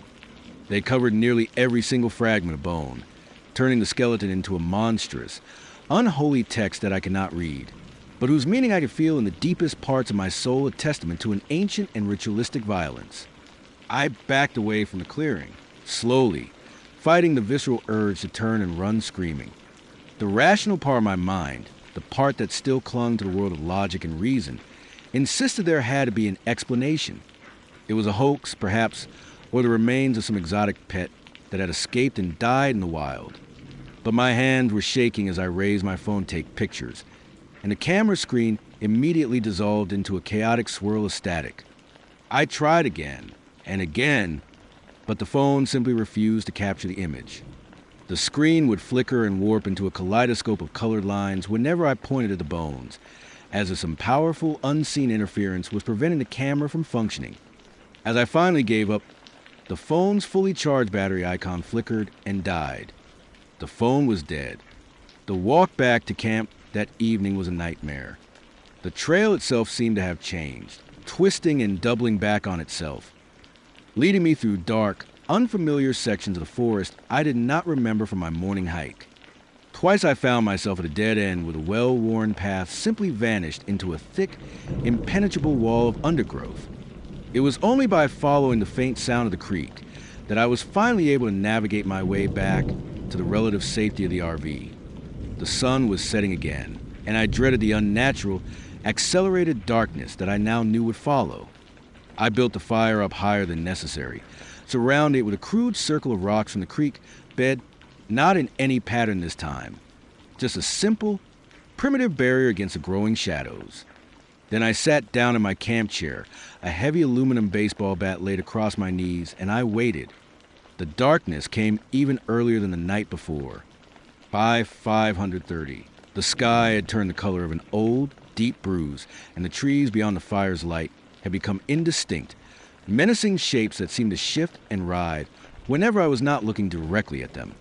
The air grew thick and utterly still, as if the entire forest, every leaf and every creature, was holding its breath. That is when I heard the singing. It started as a low, resonant humming, barely audible above the hungry crackle of the fire. At first, I dismissed it as the wind in the pines, but the air was perfectly still. The sound grew steadily louder, resolving itself into a melody that was both alien and somehow deeply familiar. It was coming from the dark woods on the other side of the creek. I got to my feet, gripping the bat, and peered into the oppressive darkness from which the sound emanated. The singing continued, rising and falling in complex, haunting harmonies that seemed to come from multiple sources. And then I recognized their timbre with a bolt of ice, cold horror. They were children's voices. It sounded like a choir of young children, singing in the pitch-black heart of the forest. "Who is there?" I shouted, my voice cracking with fear, so profound it was almost paralyzing. "Show yourselves." The singing stopped abruptly. The sudden silence that followed was somehow more terrifying than the song had been, broken only by the whisper of the creek and the sharp snap of burning wood. I waited, my every muscle tensed, but the silence stretched on. Just as I was beginning to convince myself I would imagine the whole thing, a new sound reached my ears. Footsteps. They were coming from the direction of the singing, slow and terrifyingly deliberate. Not the confident stride of an adult, but the careful, measured, impossibly light steps of something trying not to be heard. Splash! The footsteps paused at the creek's edge, and I could hear the soft displacement of water. Something was crossing the creek. I turned and fled to the RV, fumbling with the keys as the footsteps grew closer. Behind me, I could hear the wet, slapping sound of bare feet against the packed earth of the campsite. The door slammed shut just as a feathery touch brushed against the RV side. I threw the deadbolt and stumbled away from the windows, clutching the baseball bat to my chest like a holy relic. Outside, I could hear it begin again, the scratching. A slow, methodical circling of the vehicle, accompanied by the unnerving sound of what could only be long fingernails dragging across the thin metal skin of the RV. The scratching continued for what felt like an eternity, but it was intelligent. Sometimes it would focus on the windows, sometimes along the sides, and sometimes, terrifyingly, it would sound from the roof directly above my head. Occasionally, the scratching would stop, and in the dead silence that followed, I could hear breathing. Slow, deep, wet respirations that did not sound human. I huddled on the RV's small couch, afraid to move, afraid to make any sound that might betray my location to whatever was outside. The scratching would start and stop in irregular, unpredictable patterns, as if my tormentor was testing every inch of my metal sanctuary, probing for a weakness in its aluminum shell. Around midnight, the sound finally ceased. I waited for another hour, my nerves screaming, before I dared to peek through a crack in curtains. The campsite appeared to be empty. The fire had burned down to a pile of glowing orange coals. But something was wrong with the shadows. They seemed too deep, too solid, as if there were not an absence of light, but physical places where the world had been carved out and filled with black velvet. I did not sleep at all that night. Morning, when it finally arrived, brought no relief. The RV's entire exterior was covered in scratches deep, angry gouges in aluminum that spelled out words and symbols similar to those I'd seen carved into the bones in the clearing. But these markings were fresh, the raw metal still bright and gleaming where claws, or something worse, had scraped away the paint and finish. My first coherent thought was a frantic, primal urge leave. I had to pack up and leave immediately. But when I turned the key in the ignition, nothing happened. The starter motor turned over with a weak, pathetic groan, but the engine would not catch. I tried again and again, pumping the gas pedal uselessly. I popped the hood and stared in blank incomprehension at the engine, though I knew next to nothing about RV mechanics. Everything seemed to be in place. But something was wrong. There was a strange smell emanating from the engine bay, that same sweet, organic scent from the evening before, but stronger now, more concentrated. It was only when my eyes adjusted that I saw them. Mushrooms, a thick, pale carpet of them, growing throughout the entire engine compartment, sprouting from every surface like some alien, parasitic infection. They were pale, twisted, sickly-looking things, with caps that glistened wetly in the gray morning light. They had wrapped their tendrils around the spark plug wires, completely clogged the air filter, and sent their fibrous roots deep into the engine block itself. I tried to pull them out, my stomach roiling, but they came apart in my hands like wet paper, releasing dense clouds of fine, white spores that made me gag and stumble backward. The nauseatingly sweet smell intensified, becoming a thick stench of rotting vegetation, and something worse, something that reminded me of the cloying, chemical sweetness of the funeral home where I would have to identify Mark's body. I slammed the hood shut and retreated back into the RV, my mind reeling in disbelief. Mushrooms do not grow that fast. It was biologically impossible. They would need weeks, if not months, to establish themselves so thoroughly, not a single night. But as I looked around the campsite, through the RV's grimy windows, I began to notice other changes. The trees themselves seemed closer than they had been, their heavy branches hanging lower over the clearing, as if leaning in to listen. The creek had subtly altered its course, cutting a new, sharper channel that brought its black water to within just a few feet of the RV side. And everywhere sprouting from logs, from the trunks of the ancient trees, from patches of bare earth where none had been before, were more the pale, grotesque mushrooms. The entire forest was changing around me, actively reshaping itself while I slept. I spent the morning in a frantic, futile effort to fix the engine, pulling out handful after handful of the grotesque fungi and cleaning the connections as best I could. But for every one mushroom I removed, two more seemed to sprout in its place. They grew as I watched, their pale heads pushing through metal and plastic with an impossible, silent persistence. By noon, I had given up, my hands covered in slime and my lungs full of spores. The RV was not going anywhere. That left only one option, hiking out. But the thought of leaving the flimsy protection of the vehicle filled me with a deep, primal dread. Whatever was happening in these woods, the RV's thin aluminum shell seemed to offer some small, psychological measure of safety. Outside, utterly exposed and vulnerable, I would be completely at the mercy of forces I could not even begin to understand. But I could not stay here indefinitely.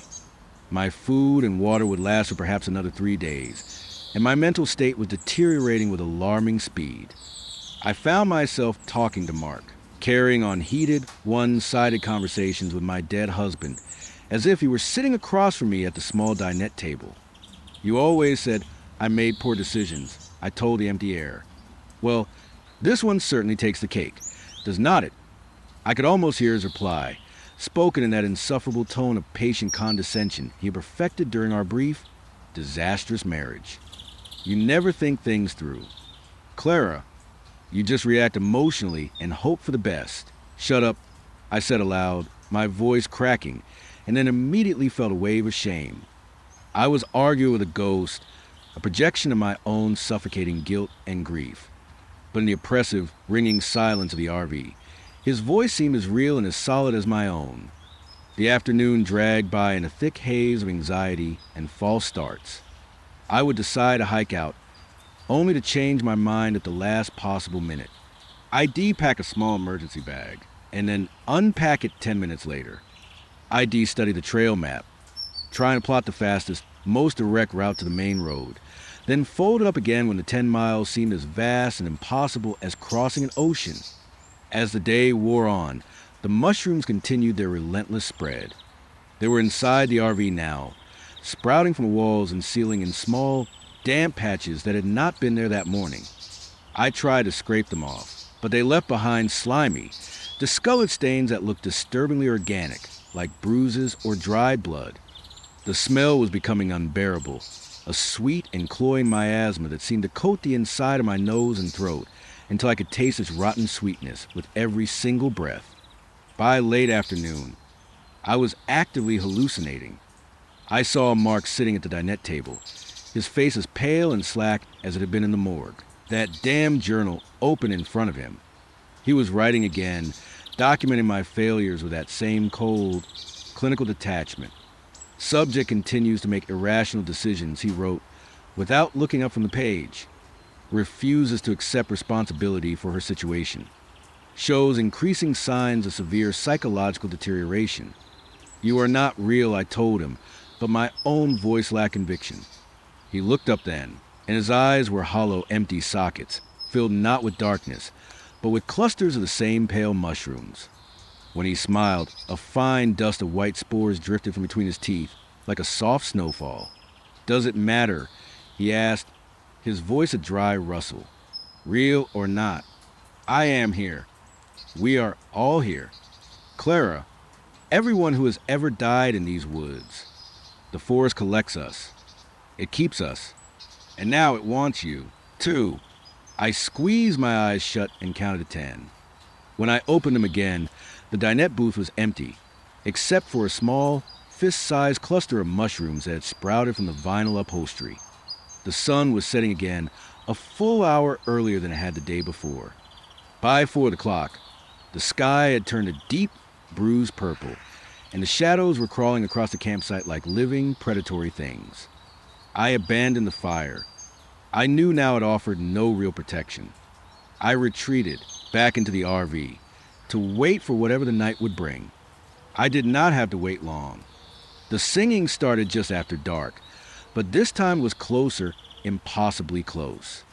It was right outside the RV's windows. Children's voices, an entire choir of them, raised in a harmony that was both beautiful and deeply, deeply wrong.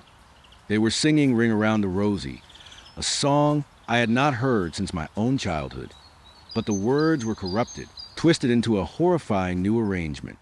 Ring around the forest, a pocket full of spores. We all sprout up, and then we are no more. I pressed my face to the window, trying to see the singers, but the glass was fogged over with a thick layer of condensation, which was forming into intricate patterns that resembled the symbols I'd seen carved into the bones from the clearing.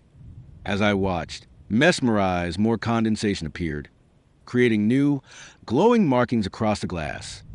The singing grew louder, more insistent. Then, abruptly, the singing stopped. In the ringing silence that followed, I heard a new sound, the soft scratch of fingernails against glass. A slow, deliberate scratching that was tracing the glowing condensation patterns on the windows. The markings began to glow brighter, pulsing with a sickly, green phosphorescence that hurt to look at. I stumbled back from the windows, baseball bat in hand, and bumped into something soft and yielding. I spun around to find Mark standing directly behind me, so close I could smell the rot and damp earth on him. His more pale face was split by that hideous mushroom-filled smile. It is time to go outside. Clara, he said, his voice the sound of 1,000 dead leaves rustling in the wind. They have been so very patient. But all patience has its limits. The forest is hungry, and you have been chosen. I swung the bat with all my might, but it passed through him as if it were made of smoke and cool air. He laughed, a sound like the dry whisper of wind moving through dead branches. You can't fight what is already a part of you, he said. Have not you noticed? The spores, the smell, the way your thoughts keep drifting. You have been breathing it in for days now. It is in your blood. It is changing you cell by cell. I looked down at my own hands and saw, with a fresh wave of horror, that he was right. Pale, thread-like strands of fungal mycelium were visible just beneath my skin, a ghostly network spreading up my arms like a root system. My fingernails had turned a deep bruised black, and when I pressed them against the RV's interior wall, they left deep, effortless scratches in the thin aluminum. The transformation was accelerating. I could feel it now, the cold and alien presence growing inside me, patiently rewriting my DNA. My own thoughts were becoming less and less human, and more something else. I found myself thinking not in words, but in sensations. I could feel the composition of the soil outside, the moisture levels in the air, the slow, inexorable cycle of death and decay that fed the forest's endless, silent hunger. The scratching at the windows intensified, and I realized with sudden, calm clarity that it was not coming from outside anymore. The sound was inside my own head, my own newly changed fingernails tracing those glowing symbols against the inner surface of my skull. I stumbled to the RV's door, no longer fighting, driven by an ancient, primal impulse that I could no longer resist. The forest was calling to me, and every cell in my body was responding to that call. I was part of it now, connected to the vast, intelligent network of fungi and rot that spread beneath every tree and through every inch of soil. The door opened before I could touch the handle. They were waiting there for me, the children whose voices I'd heard singing in the dark. But they were not children, if they ever had been. They were pale, unnaturally elongated things with far too many joints in their limbs and eyes like dark, placid pools of oil. Their skin had the waxy, seamless translucence of mushroom caps, and when they moved, I could hear a wet, slick sound of spores being gently released into the air. They smiled at me, revealing rows of needle-thin teeth, and reached out with graceful, inhuman fingers that ended in long, black claws. Behind them, the entire forest pulsed with a soft, bioluminescent light, a single, vast, connected organism that stretched from deep roots to the highest canopy, all of it singing in complex harmonies that bypassed my ears and resonated directly in the marrow of my bones. I stepped down from the RV and felt the earth welcome me home. The mushrooms beneath my bare feet glowed brighter, and I could sense the vast, cool intelligence that dwelt in the dark spaces between the trees. It was ancient and patient and utterly alien, but it knew me now. I was part of its grand design, a new and welcome node in its ever-expanding consciousness. The pale children formed a circle around me, their voices raised once again in that haunting, beautiful song. And I could understand the words now. I could feel their meaning resonate within the newly transformed tissue of my brain. They were singing of integration, of the joining of disparate parts into a glorious, greater whole. They sang of the hunger that drives all growth, and of the profound patience required to nurture new life from the fertile soil of death. I opened my mouth to sing along and felt a cascade of fine, white spores flow from my throat like dusty, silver snow. The song went on for hours, or perhaps days. Time had become a meaningless human concept in the forest's eternal, glowing twilight. When it finally ended, I found myself back in the RV, but everything was new. The vehicle itself was now a part of the forest, its cold metal walls covered in soft, phosphorescent fungi, its floor a carpet of rich, dark, living soil. Mark sat across from me at the dinette table, but he was real now, as real as anything could be in this quiet place between a final breath and a new growth. His journal lay open before him, its pages covered not with words, but with glowing, living symbols. "Welcome home," he said, and his voice carried the rustling of 10,000 leaves. "I have been waiting for you." I looked down at my own hands and saw that the transformation was complete. My skin had the same waxy, seamless translucence as the children's. My fingernails had grown into curved, black talons. When I breathed, a soft cloud of glowing spores drifted from my lungs like tiny, captured stars. But I was not afraid anymore. Fear was a human emotion, and I was becoming something far more beautiful, something that belonged to the deep, silent places in the growing dark. The forest had claimed me, had made me a part of its endless, patient hunger, and in return, it had given me a purpose. I picked up Mark's pen, and it felt warm and alive in my hand. I began to write in the journal, documenting the next joyful phase of the forest's great expansion. There would be other campers. There would be other lost travelers who would stumble into the Hollow Creek wilderness, seeking solitude and peace. They would find something else entirely. A patient, dreaming intelligence that had been slumbering in the soil for millennia, just waiting for the right moment to spread its influence beyond the tree-line. The network was growing, node by beautiful node, spore by gentle spore. Soon, it would reach the highways, the towns, the clueless cities beyond the mountains. and I would be there to help it. I would be a singer in the dark, my voice a symphony of rustling leaves, calling others home to green, loving embrace of eternal night. Outside the RV, I could hear new voices already beginning to join the choir, the frantic, frightened voices of park rangers and search and rescue teams who would come looking for the woman I used to be. They would find me eventually, but not in any form they could possibly recognize. And by then, they too would be a part of the song, their petty human concerns washed away, transformed into something vast, serene, and utterly inhuman. I smiled, feeling the spores drift from between my teeth, and I continued to write. There was so much to document, so much to prepare for the spreading dark. The forest had waited for so very long for this moment. And now, finally, it was time to grow. The network pulsed around me, singing its glorious hunger into deepening night, and I sang along in perfect, blissful harmony. No longer Clara, no longer human, just something new and terrible and infinitely patient.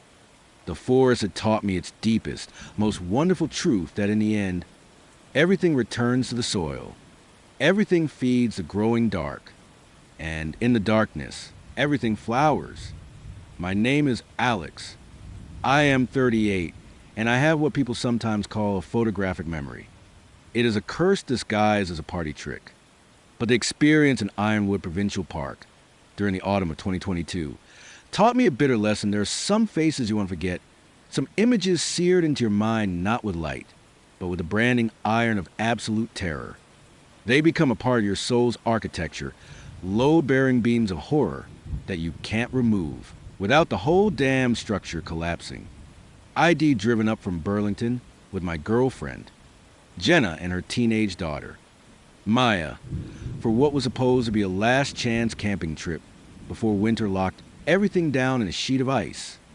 Jenna had been pushing for more family bonding time ever since we had gotten serious, and Maya, 16, and seemingly fused her phone at cellular level, was in desperate need of what Jenna called a digital detox.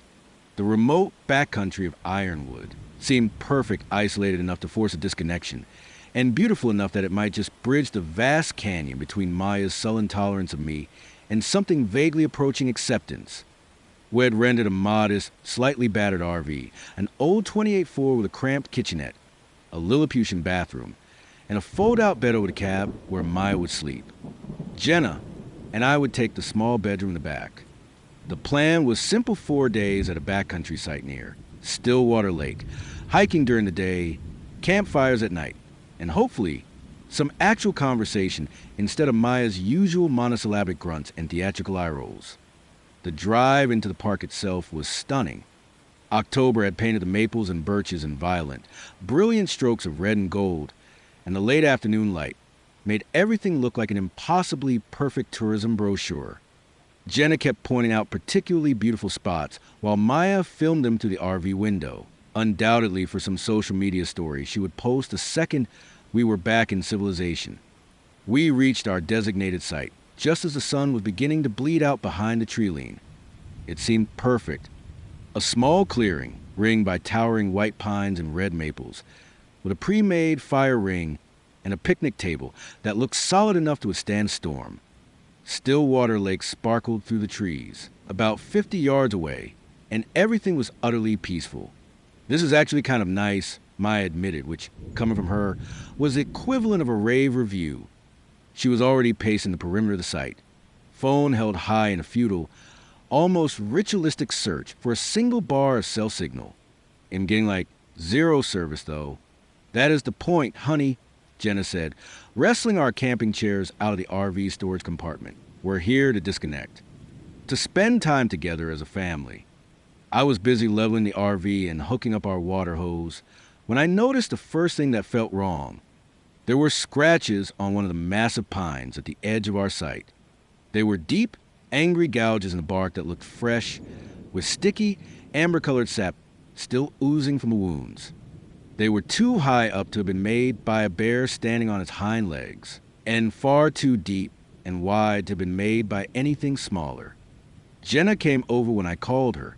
It's probably just from a maintenance truck or something, she had said, though her voice lacked conviction as she ran her fingers along the deep grooves. You know, maybe they had to bring equipment through here to set up the site. It made a sort of sense, and I pushed a nagging feeling of unease aside. I finished setting up the RV while Jenna and Maya organized our food and gear. By the time I was done, the sun was a low, orange smear between the trees, and the temperature was beginning to plummet, promising a cold night. As darkness fell over the camp, we built a fire and sat around it, a tiny island of warmth and light in a vast, dark ocean of wilderness. The flames pushed back the encroaching night, creating a bubble of orange light that made the surrounding forest seem even blacker and more impenetrable by contrast. Jenna had brought marshmallows, and as we roasted them, she told stories about camping trips from her own childhood. Maya gradually seemed to open her usually closed-off persona, even laughing at Jenna's description of the time she had gotten hopelessly lost by following what she thought was a trail, but turned out to be a deer path. That is when we heard the first howl. It came from somewhere deep in the woods, maybe a quarter of a mile away. It was a long, mournful sound that seemed to go on forever before trailing off into a chilling silence. All three of us stopped talking and listened, our marshmallows forgotten, dripping into the fire. Another howl erupted, this time much closer, and something primal and cold uncoiled in the base of my spine. It did not sound quite like any wolf I'd ever heard, either in person or in a nature documentary.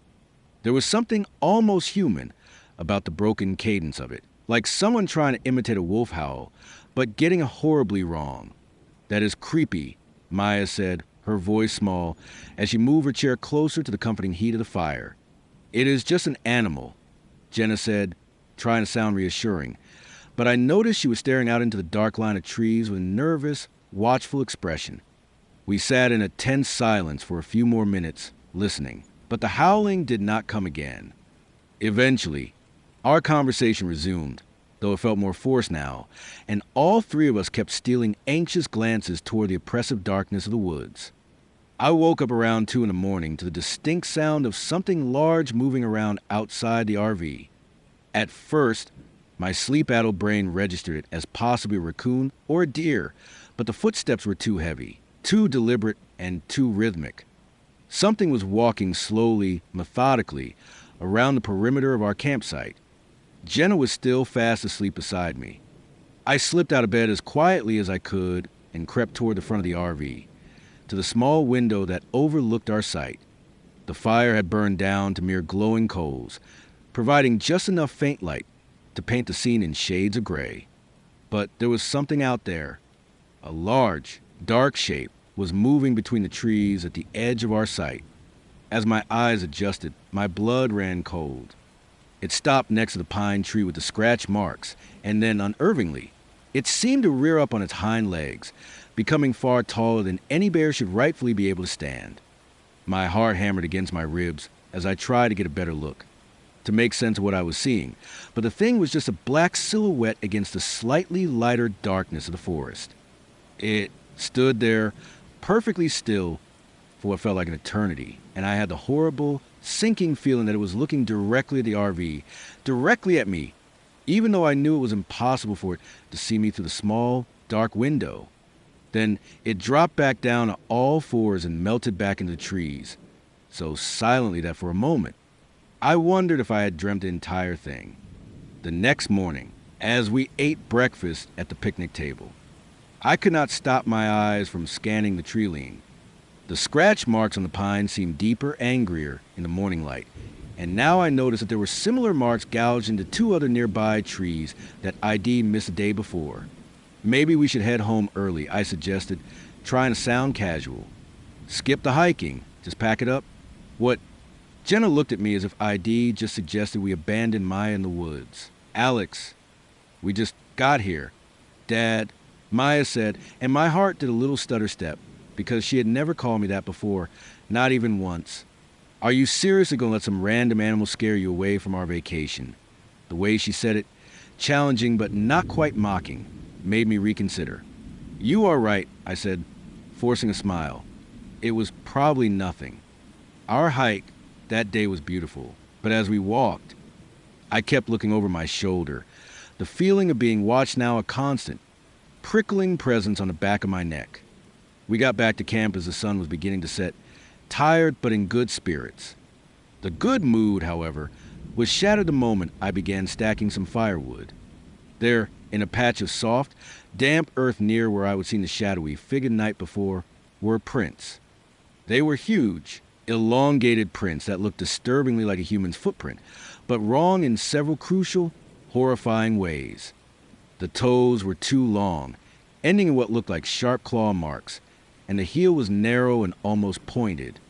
They were much bigger than any human prints I had ever seen, maybe 13 or 14 inches long, and they were pressed deep into the soil as if whatever had made them was immensely heavy. "Jenna," I called out, my voice tight. "You need to come look at this." She came over and stopped short when she saw the prints, a small gasp escaping her lips. "Jesus. Alex, what the hell made those?" We all stood there, staring at the prints, and I could feel the comfortable, fragile family atmosphere of the day evaporating like mist. A howl, sudden and piercing, erupted from the forest much closer than the night before, maybe only 50 yards away. It was the same almost human broken sound, but louder now, more intense.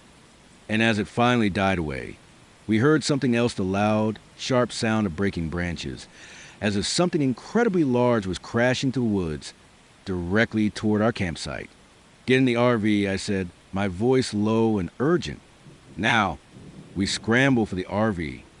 By the time I got inside and through the deadbolt, my hands were shaking so badly I could barely function. "Start the engine," Jenna said, her voice tight with panic. I fumbled for the keys. Outside, the crashing sound had ceased, replaced by an ominous, weighted silence that was somehow even worse. I turned the key. The RV's engine turned over once, twice, and then died with a pathetic whine. "Cut," I muttered, trying again. "Nothing. What is wrong?" Maya asked, a tremor in her voice. "Oh, God," she whispered then, her face ashen as she peered out the window. There's something out there." "Jenna," and I rushed to the window beside her. At first, all I could see was the darkness beyond our small circle of rapidly dying campfire light. Then, a shadow detached itself from the deeper shadows between the trees and stepped into the edge of the weak illumination. It was tall, maybe 7 feet, and it walked upright on 2 legs, but it was not human. Its proportions were all wrong. Its arms were too long, its torso too narrow, and its head was shaped like a wolf's, but larger and more grotesquely angular. Its fur was dark and patchy, and in the flickering firelight, I could see that its eyes reflected the light, just like an animal's, glowing with a sickly, malevolent yellow-green color. "What is that thing?" Jenna whispered, her hand clutching my arm so tightly I thought she might break the bone. I could not answer. It circled the RV slowly, staying just within the edge of firelight. I could hear its long claws clicking against the rocks and roots. And then at the back of the RV, a sound like tearing metal ripped through the night. "It is trying to get in," Jenna hissed. The screeching sound continued, accompanied by occasional low, guttural growls that seemed to vibrate through the very frame of the vehicle. Then the sound stopped. We waited in a terrified silence. 10 minutes later, the assault resumed, but this time there were more of them. I could hear multiple sets of heavy footsteps, multiple low growls and huffing sounds. The pack had arrived. "How many do you think there are?" Jenna whispered. I counted at least 3, maybe 4. They began to test the RV systematically. I realized with the dawning, sickening horror. They were working together, with a level of coordination that no normal animal should possess. Then a new smell, sharp and chemical, began to fill the cramped space of the RV. Propane. They had somehow managed to damage the connections to the exterior tanks. "That is it," I said, my voice grim as I grabbed the small fire extinguisher from under the sink. "We have no choice. We have to run for it. And go where," Jenna demanded, her eyes wide with terror. "The lake," I said. "We can swim to the other side. Try to find another cabin. Help. Alex, it is October. The water will be freezing. It is a better chance than staying here and waiting for this thing to explode with us inside it. The decision was made. On 3, I whispered, my hand on the door handle. We run straight for the lake. Do not stop. Do not look back.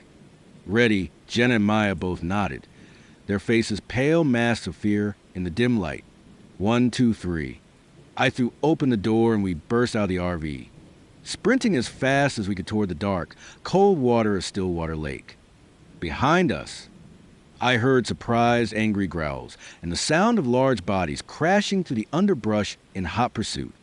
The lake was only 50 yards away, but in that moment, it felt like a marathon. The rocky shore was uneven and treacherous in the darkness, and I could hear them gaining on us with every heart-pounding step. Jenna stumbled, and for a terrifying second, I thought she was going down, but I caught her arm and pulled her forward. The water was a physical shock, so cold it knocked the breath out of me and made my muscles instantly seize up. But the monstrous creatures had stopped at the water's edge. They were pacing back and forth on the shore, howling and growling with a frustrated fury, but they did not follow us into the lake. They do not like the water, I gasped, treading with difficulty as Jenna and Maya struggled with the temperature shock.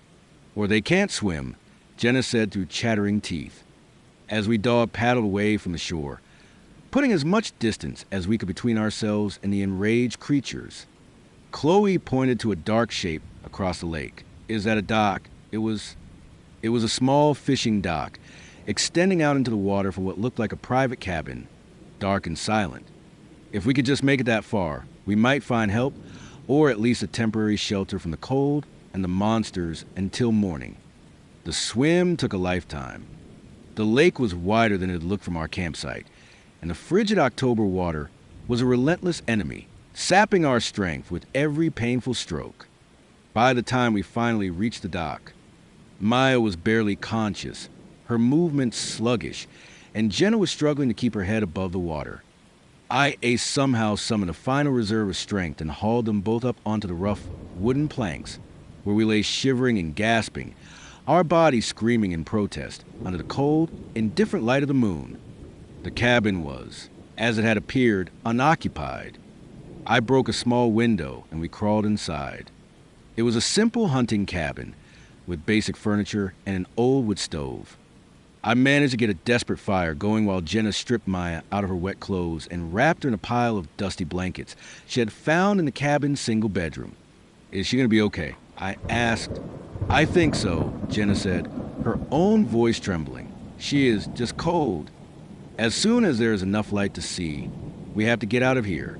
We spent the rest of the agonizing night huddled around that blessed stove, taking turns feeding it logs from a small pile beside the fireplace. Every sound from outside, every snap of a twig, every rustle of leaves made us freeze and listen, our hearts pounding, expecting to see a monstrous, wolf-like face at the broken window. Dawn came slowly, a hesitant wash of gray and cold. Outside, the lake was calm and empty. Our abandoned campsite was barely visible through the trees on the far shore. There was no sign of the creatures. About a half mile from the cabin, we found a gravel road. We followed it for 3 long, grueling hours before we encountered another human being, a park ranger in a battered pickup truck, who took one look at our bedraggled, half-frozen appearance and immediately radioed for backup. What in God's name happened to you folks? He asked as he drove us toward the park headquarters. I told him a heavily edited version of the story. Wild animals, I said. They had attacked our campsite, damaged our RV, and forced us to flee across the lake. I left out the impossible details about the creature's size and obvious intelligence, the coordinated nature of their assault. I knew how it would sound. The ranger, a man named Corbett, listened with a professional, impenetrable poker face. What kind of animals are we talking about? He asked. We are not sure, I lied. Wolves, maybe, but they were way bigger than any wolves I have ever seen. He grunted. Have not had any reports of aggressive wolf behavior in this section of the park. 2 days later, Corbett called me with an update. The tow truck had found what was left of our RV. The damage to the vehicle was consistent with severe large predator attack, but they would found no tracks, no fur, no evidence of any kind. But here's the thing, Corbett said, his voice laced with confusion. Your campsite was clean. I mean spotless. No trash, no food wrappers, nothing scattered around, which is always what you see after a bear attack. It was almost like whatever did this was specifically targeting the vehicle itself. Like they wanted you out of it. We never went camping again. Jenna and I tried once or twice to plan other outdoor trips, but some invisible barrier of shared trauma always made one of us find an excuse to cancel. Maya stopped asking to go anywhere that did not have guaranteed cell phone service, and for a full year, she developed a deep, irrational fear of sleeping anywhere but her own bedroom. The official park report blamed the incident on a possible encounter with stressed wildlife, and our insurance company, after a lengthy and skeptical investigation, eventually covered the damage to the RV. But I have done a lot of research since then. Late-night internet searches that have taken me down dark, terrifying rabbit holes I often wish I'd never found. There are stories from indigenous peoples all across North America about terrifying creatures that walk upright like men, but hunt with the ferocity of wolves. The Algonquian people called them Wendigo, and described them as cannibalistic spirits that possess both human-like intelligence and a horrifying supernatural strength. Modern cryptozoologists, a group I once would have scoffed at, call them dogmen, or sometimes beastmen. There have been literally hundreds of reported sightings, concentrated mostly across the Great Lakes region over the past century. And I have also learned that our particular spot, the area around Stillwater Lake, has a dark history. In 1987, a family of 4 vanished from their campsite near the lake. Their RV was found 2 weeks later, damaged and abandoned in a similar manner to ours, but no trace of the family themselves was ever discovered. No bodies, no clothes, no evidence of any kind. They were simply gone. I know what I saw, and I know Jenna and Maya saw it, too.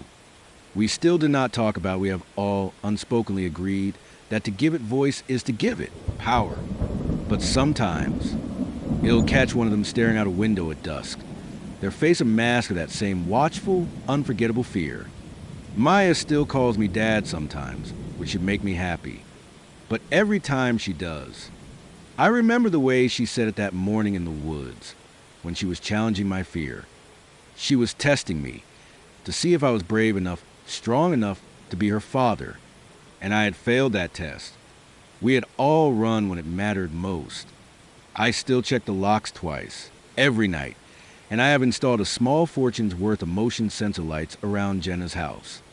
I tell myself it is just normal home security, a practical precaution, but I know better. Some deep, primal part of me is still on watch, still waiting for those malevolent yellow-green eyes to appear in the darkness. Because here's the truth that still keeps me awake at night, that still makes my breath catch in my throat. I do not think those things at Stillwater Lake were random animals just defending territory. I believe with every fiber of my being that they were hunting us, specifically, with a purpose and a chilling intelligence that has no place in the natural world. And I know, just as surely as I know my own name, that they are still out there, waiting patiently for the next group of unsuspecting campers to wander into their hunting grounds. My name is Ethan. I'm 36, and I drove us to the Blackwater Forest Reserve in Southern Virginia right at dusk, that liminal, unsettling hour when the shadows seem to learn your outline and whisper your name. The GPS had been sputtering in and out of coherent existence for the last 20 miles, flashing impossible, phantom roads across its screen before cutting out entirely, right when I needed it the most.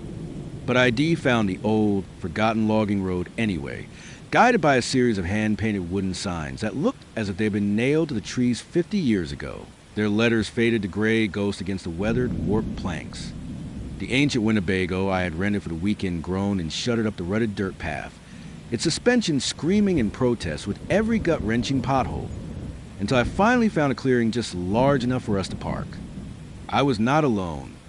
Chloe sat rigid and silent in the passenger seat, her knuckles bone white as she clutched the armrest. My wife of 8 years had gone completely quiet back when Wed passed, the last deserted, boarded-up gas station. She now stared out the window at the dense, oppressive wall of forest that seemed to press in against a narrow road like a congregation of curious, skeletal fingers. Behind us, our so-called friends, Ben and Maya, were whispering to each other, their earlier excitement and road trip energy having been thoroughly dampened and then extinguished by the profound and sudden isolation of the place. "This is it," Chloe finally asked, her voice tight with a tension I could feel in the base of my own skull. "This is where a relaxing weekend getaway is supposed to happen." I cut the engine and a heavy, weighted silence rushed in to fill the void, so absolute it felt like a physical pressure against my eardrums. There was no bird song, no buzzing of late-season insects, just the incessant metallic ticking of the cooling engine and the soft, dry whisper of wind through interlocking branches now too dark to properly see. "The online reviews promise remote," I said, forcing a cheerfulness into my voice that I did not come close to feeling. "Perfect for disconnecting from the world. Remember," Ben leaned forward between our seats, his thick, dark beard casting his face in shadow in the rapidly dimming light. "Ethan, remote is one thing, man. This just feels like we took a wrong turn at the last stop sign and drove clean off the edge of the goddamn world." Maya, her face pressed against a small side window, seemed to shrink into herself, her earlier enthusiasm now a distant memory. "Where's the actual campground?" she asked, her voice small and wavering. "You know, with the bathrooms and the little numbered fire pits." That, of course, was the whole selling point. I had booked this particular trip through an obscure website that specialized in what they called authentic wilderness immersion. The website had been quite clear: no amenities, no park rangers, and most importantly, no other campers. Just the four of us in 50 sprawling acres of dark, old-growth forest that the state of Virginia had all but abandoned. It was the kind of place where your loudest, most terrified scream would be swallowed whole by the trees before it even left your throat. I climbed out of the RV, my boots crunching on a thick, dry carpet of dead leaves that felt far too brittle for early October. The air itself smelled fundamentally wrong. It was not just a clean, earthy scent of pine and damp soil. There was something cloying underneath it all. Something foul and faintly organic, like the smell of meat that had been left out in the hot sun for far too long. I tried to dismiss it, my rational mind searching for an explanation. It was just the natural smell of decomposition, the forest floor doing its slow, necessary work. "Just let me get the generator fired up and running," I announced to our little group, my voice sounding unnaturally loud in the oppressive silence. "We'll have proper lights and heat roaring in no time." But when I pulled the cord, the generator, which had fired up with satisfying roar in the rental agency's parking lot, remained stubbornly, defiantly silent. I checked the fuel line, the spark plug, everything I could possibly think of. Frustrated, Ben joined me, and between the two of us we had nearly 2 decades of weekend warrior mechanical experience. The machine simply refused to cooperate.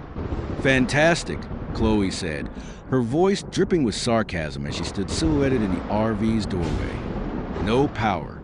We have the battery-powered lanterns," I countered weakly, "and the propane tanks are full, so we still have the stove and the heater." "For how long?" Maya asked. She was now standing just outside, holding her phone high in a futile, almost desperate search for a single bar of signal, her face pale and drawn in the dying light. "I have got nothing. Not a single solitary bar." That should have been our first real warning. It was not just the unsettling quiet or the unexpected lack of cell service. We had been prepared for that. It was a distinct way the silence itself felt intentional, weighted, as if the entire ancient forest was holding its collective breath, patiently watching us. We set up our temporary camp in the encroaching gloom as best we could, arranging our battery-powered lanterns in what felt like a pathetically small protective circle around the RV. Ben and I wrestled the stiff, uncooperative awning into place and set up our camping chairs, while the women attempted to prepare dinner on the small, sputtering propane stove. All of it should have been normal, familiar camping activity, but everything felt profoundly and deeply off. The shadows moved incorrectly, stretching and shifting in impossible ways when we were not looking directly at them. The temperature plummeted far faster than it meteorologically should have, and by the time we finally sat down to eat, we could all see our own breath misting in the cold. Inadequate lantern light. Remind me again why we could not have just gone to a nice, warm hotel in Virginia Beach, Chloe sighed, picking listlessly at her lukewarm bowl of reheated chili.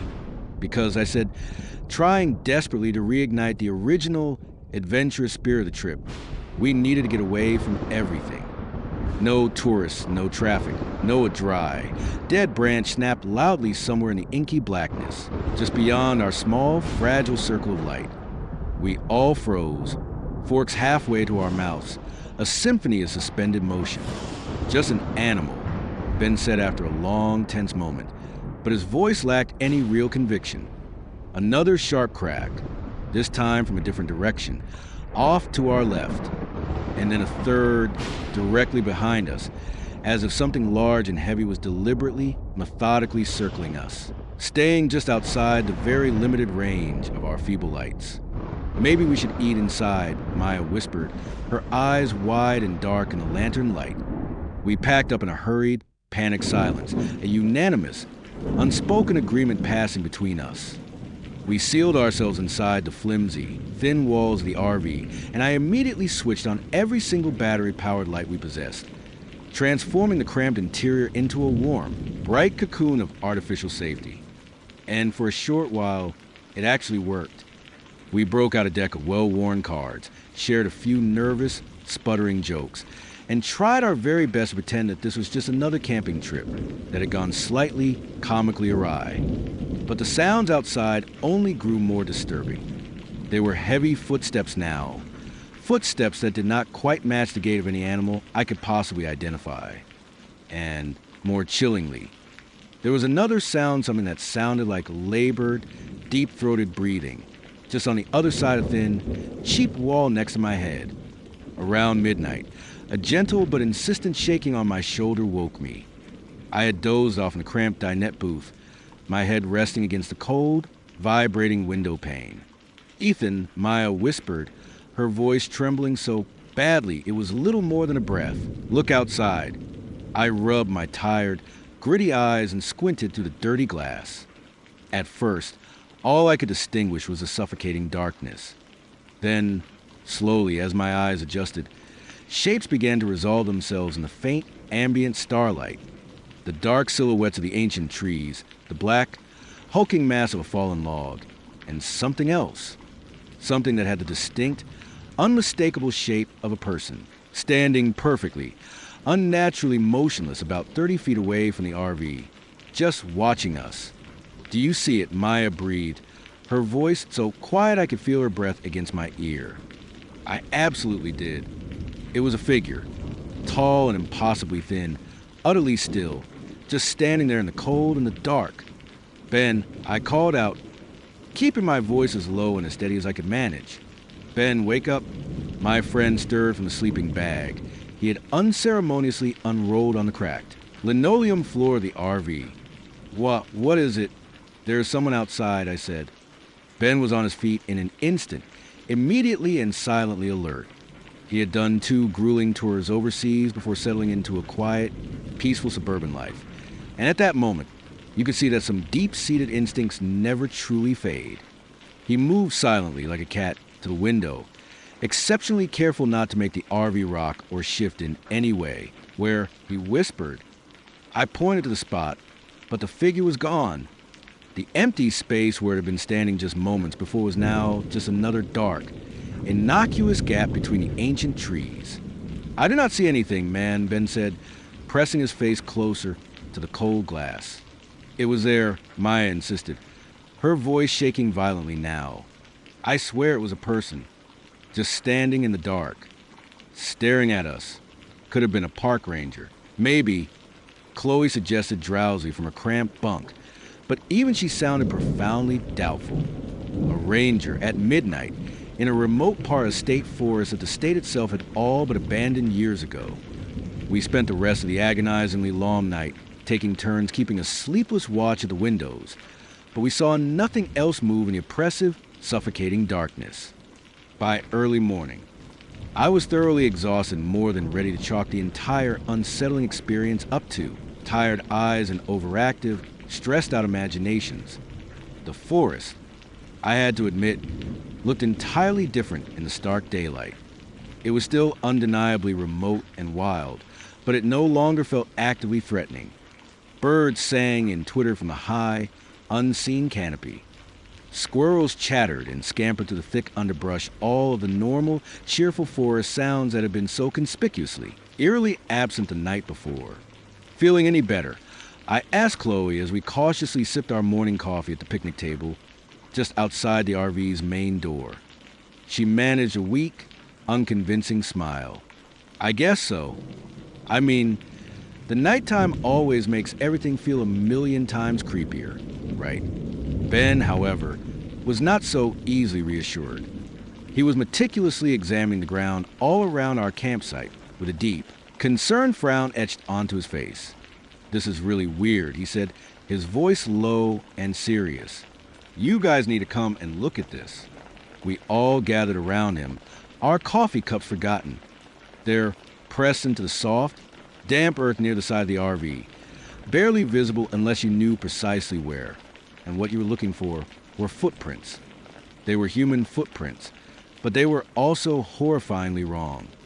The prints were of bare feet, pressed deep into the dark soil, and they circled our camp in a bizarre, almost ritualistic pattern. The tracks approached from out of the dense forest, then made 3 complete and eerily perfect circles around the RV, before heading back into the trees from the exact same direction from which they had first appeared. "Kids," Maya suggested hopefully, her voice little more than a whisper. "Maybe some local teenagers, trying to mess with us." But the prints were far too large and well-defined to belong to any teenager, and they were pressed far too deep into the stubbornly firm ground. A heavy adult had made them, someone heavy enough to leave clear, sharp impressions in soil that was nearly frozen from the night's unexpected chill. "We should probably just leave," Chloe said quietly. "It is probably nothing, honey," I said, trying to sound reassuring, but I was still staring at the strange, inexplicable prints, mesmerized by them, trying desperately to understand their purpose. Why walk in the perfect circles? Why 3 of them? Exactly. "Let us just give it one more night," Ben suggested, ever the stubborn optimist. "If anything else remotely strange happens, we pack up first thing in the morning and we are gone. No questions asked." I should have listened to Chloe. I should have trusted her gut instinct over my own a foolish, stubborn pride. I had planned this damn trip for months, paid extra for the most remote location I could find, and convinced everyone it would be the grand adventure of a lifetime. I just was not ready to admit defeat after one strange, unsettling night. We spent the rest of the day hiking, attempting to shake off the lingering unease of the previous night by following winding, unmarked game trails even deeper into the heart of the forest. Ben had brought his expensive, professional-grade camera, hoping to spot some rare wildlife, and Maya was happily collecting interesting rocks and leaves for her nature journal. I watched as Chloe seemed to visibly relax and unwind as the hours passed, and she even laughed out loud at one of Ben's truly terrible jokes, and helped Maya identify a few of the different species of trees. But I started to notice other things as well, small, unsettling details that bothered me in a way I could not quite articulate. We found trees with long, curling strips of bark peeled away in deliberate, almost artistic patterns. We saw small animal bones scattered in the clearings, not in the messy, chaotic piles that scavengers would typically leave, but arranged in neat, almost perfect geometric shapes. And twice, just at the extreme edge of my peripheral vision, I caught a flicker of movement that did not quite match the normal, natural rhythm of the forest. We found the trail markers around 3 of the clock that afternoon. They definitely were not official Park Service markers. There were no helpful government-issued logos and no informational placards. These were crude, hand-sharpened wooden stakes that had been driven into ground at irregular intervals. Each one of the stakes was topped with a small, ragged red flag that fluttered softly in the chilly breeze. But the red was not fabric paint. It was old, stained cloth once white or beige. Perhaps it had been thoroughly soaked in something dark, thick, viscous, and sticky. Something that drew swarms of buzzing flies and gave off that same faintly sour, meaty smell that I had noticed when we had first arrived at our campsite. "What the hell is this?" Ben said, cautiously approaching the nearest stake for a closer look. "Do not touch it," Chloe warned, her voice suddenly sharp and filled with a renewed sense of alarm. The trail of bizarre, bloody markers led even deeper into the woods, following a narrow, hard-to-see path that was definitely not on any of our official maps. The crude flags seemed to be fresh, recently placed, and they led in a perfectly straight, unwavering line toward what looked like a dark, shadowed valley hidden between two steep, rocky ridges. "We should follow them," I said, my insatiable curiosity finally overriding my growing sense of caution and dread. "Are you completely insane?" Chloe grabbed my arm, her grip surprisingly strong. "Ethan, those things are covered in blood. Do you not see that? That is blood." "We do not know that for sure," I argued weakly. What else could it possibly be? I could not answer that question, of course, but something about the strange, methodical markers was calling to me. They were clearly intentional, placed there deliberately for someone to find. Maybe we were not the first campers to accidentally stumble upon this particular part of the forest. Maybe a previous group had been lost out here and had left a trail for others to follow.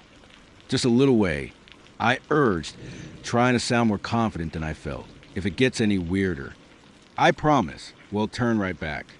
Maya was already taking pictures of the strange markers with her phone, her face pale, but her expression stubbornly determined. This could be some kind of outsider art installation, she reasoned. You know, like environmental art.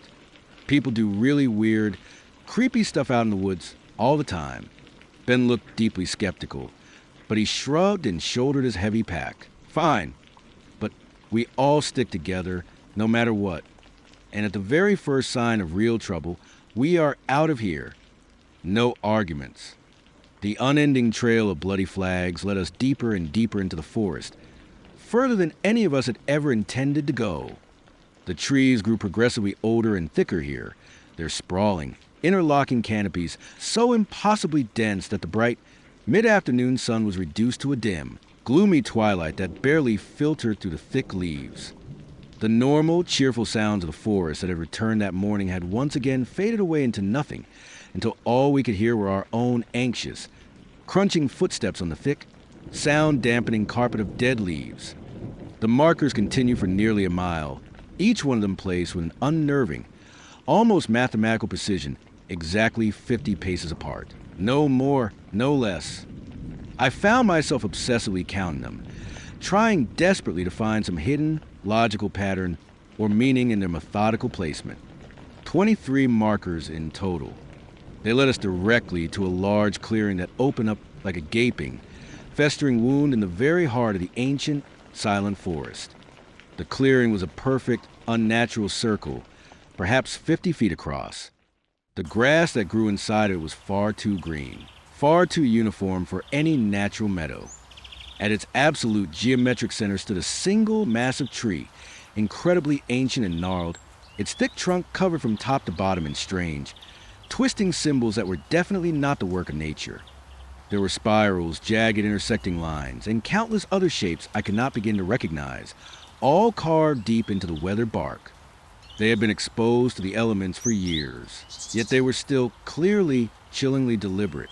"Okay," Chloe said, her voice trembling as she already began to back away toward the relative safety of the treeline. "This is a sign. This is it.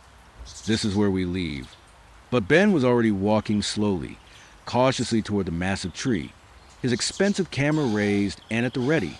"This is absolutely incredible," he breathed, snapping a series of pictures. "Look at these carvings.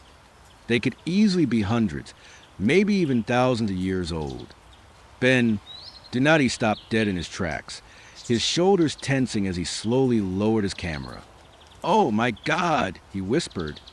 We all rushed to his side and saw, at the same moment, what had made him freeze. The base of the ancient, carved tree was completely ringed with small objects, all of them placed with reverent care, like offerings at some dark, forgotten shrine. There were dozens of small animal skulls, mostly bleached a stark white by the sun and the rain, but mixed among them were other, more personal and far more disturbing things. A single child's workout sneaker, a man's expensive wristwatch with cracked, spiderweb face, a pair of broken reading glasses, and a cell phone, a newer, more recent model, that looked as if it had only been abandoned within the last few weeks. "We need to leave," Maya said, her voice now shaking so violently it was hard to understand her words. "Right now." That is when we first heard the singing. It seemed to come from all around us, from the dense, dark forest that completely enclosed the circular clearing. There were multiple voices, all blending together in a strange, otherworldly, dissonant harmony. It was a melody that I almost recognized, but could not quite place, like a half-remembered lullaby from a particularly terrifying nightmare. The voices themselves were undeniably beautiful in a haunting, almost painful way, but there was something fundamentally and deeply wrong with them. They possessed a strange, inhuman quality that was both beautiful and terrifying, that raised the fine, downy hairs on my arms and made my teeth ache in their sockets. "Where is that coming from?" Chloe whispered, clutching my arm with an iron grip. This unnerving singing seemed to spring from everywhere and nowhere at once, echoing strangely off the ancient trees in a way that made it completely impossible to pinpoint its source. As we stood there, frozen in a state of fascinated terror, the voices began to separate, each one of them now taking a different part of the uncanny, unholy harmony. I could clearly distinguish at least 6 distinct singers, and perhaps even more. Ben was now backing slowly away from the tree, his face as pale as the bleached white skulls at its base. "That is not right," he whispered. "That is not human." The singing grew steadily louder, more complex and intricate, and underneath the strange, lilting melody, I began to hear what I thought were actual words. They were not in English or in any other language that I could recognize, but they were definitely words. They were repeated phrases and strange, chanting cadences that seemed to echo in the empty spaces of my skull long after they had actually been sung. "The trail," I said, my voice hoarse and unfamiliar to my own ears. "We have to follow the markers back." Now, we did not just walk quickly. We did not simply hike back at a determined, even pace. We ran. We ran like terrified prey animals, crashing blindly through the dense underbrush and stumbling over hidden roots in our desperate, frantic haste to get away from that unholy clearing and the impossible, inhuman singing. But the singing followed us, and it was always at the exact same volume, maddeningly so, no matter how far or how fast we ran. It was as if the invisible singers themselves were easily keeping pace with us, always just out of sight, just beyond the next tree. The bloody markers were still there, and thank God for that. We followed them as best we could back toward the flimsy, imagined safety of our camp. But something was horribly wrong.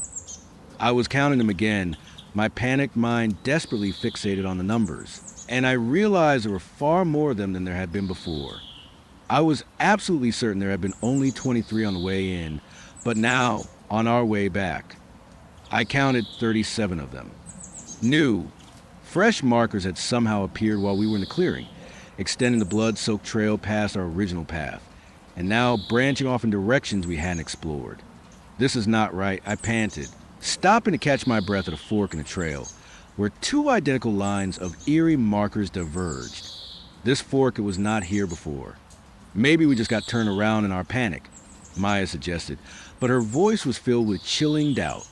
The singing had finally, mercifully stopped, but the hollow, ringing silence that had replaced it was somehow even worse. It felt expectant, pregnant with malice, as if the forest itself was now simply waiting for us to make a choice, take the original trail back to the questionable safety of our RV, or follow one of the new, fresh branches even deeper into whatever unimaginable horror waited for us in the growing dark. Chloe grabbed my hand, her own fingers as cold and trembling as a frightened bird's. The original path. "Ethan, we have to take the one we came in on." I tried desperately to recall which way would originally approach the now horrifying fork in the trail from, but the path and the markers all looked absolutely identical now. The small, ragged, bloody flags floated eerily in a breeze I could not feel, pointing in every direction at once. Ben finally made the decision for us. "This way," he said confidently, pointing and choosing the leftmost path without hesitation. I remember that old, broken branch up ahead. We followed him without question, all of us putting our blind trust in his military training and his hard-won experience in hostile and unfamiliar territory. But after 10 long minutes of hurried, desperate walking, we found ourselves in a section of the forest that I knew, with a sinking feeling of dread that none of us had ever seen before. The trees here were different, younger, somehow with a pale, sickly-looking bark. And the terrible markers themselves were changing, too. The cloth flags on them seemed to be a darker color now, the blood that stained them far fresher, as if they'd been placed just moments before we arrived. "We are lost," Chloe said, her voice now flat and hollow with a dawning resignation. Ben pulled out his compass, frowning deeply as he stared down at its spinning, useless faceplate. "This does not make any fucking sense," he growled. "We should be heading east, directly back toward the campsite. But the compass is saying that we are going north. Maybe the compass is finally broken," Maya offered meekly. "It was working perfectly fine this morning." He snapped back, his own nerves now clearly frayed. I pulled out my own compass, a cheap plastic backup that I always carried with me. The needle spun wildly, erratically for a few long seconds before finally, reluctantly settling on a direction that disagreed with Ben's professional-grade compass by nearly 90 degrees. It was at that precise moment that we all heard the footsteps. They were not the sound of someone walking on a well-worn trail, but rather the heavy, deliberate, and careful placement of feet in the underbrush just behind us. Someone was quietly, methodically following us, staying just far enough back to remain hidden, but just close enough for us to clearly hear their stealthy approach. The footsteps matched our own pace exactly. When we walked, they walked. And when we stopped, they stopped too. "Hello," Ben called out into the deathly silent trees, his voice tight and strained. "Is someone there?" The footsteps immediately and completely stopped. The entire forest seemed to hold its collective breath, waiting. "We are lost," Ben continued, yelling now, desperation creeping into his voice. "If you can help us find our way back to the main logging road, we would really, really appreciate it." For a long, agonizing moment, there was only a profound and terrifying silence. Then, from much closer than the footsteps had been just moments before, a voice answered. "Follow the markers." It was a man's voice, low and rough, and it was speaking with a strange, backcountry accent that I could not quite place. And there was something fundamentally and deeply wrong with it, something that made my skin crawl with a cold, almost reptilian dread. It sounded like someone who was trying to remember, with great difficulty, how human speech was supposed to work. "What markers?" I shouted back into the silent trees. "For the love of God, there are markers going in every possible direction." Without any change in tone, inflection, or cadence, the voice repeated itself, exactly as it had before, like a cheap, tinny recording being played back at a slow speed. "Follow the markers." Chloe tugged at my sleeve, her eyes wide with blossoming fear. "Do not talk to it anymore," she whispered, her voice trembling. "That is not a person. Ethan, you have to listen to the way it talks." And as if on cue, the voice came again, this time from a completely different location, now off to our right. "Follow the markers." And then from our left, "Follow the markers." And then from directly behind us again, "Follow the markers."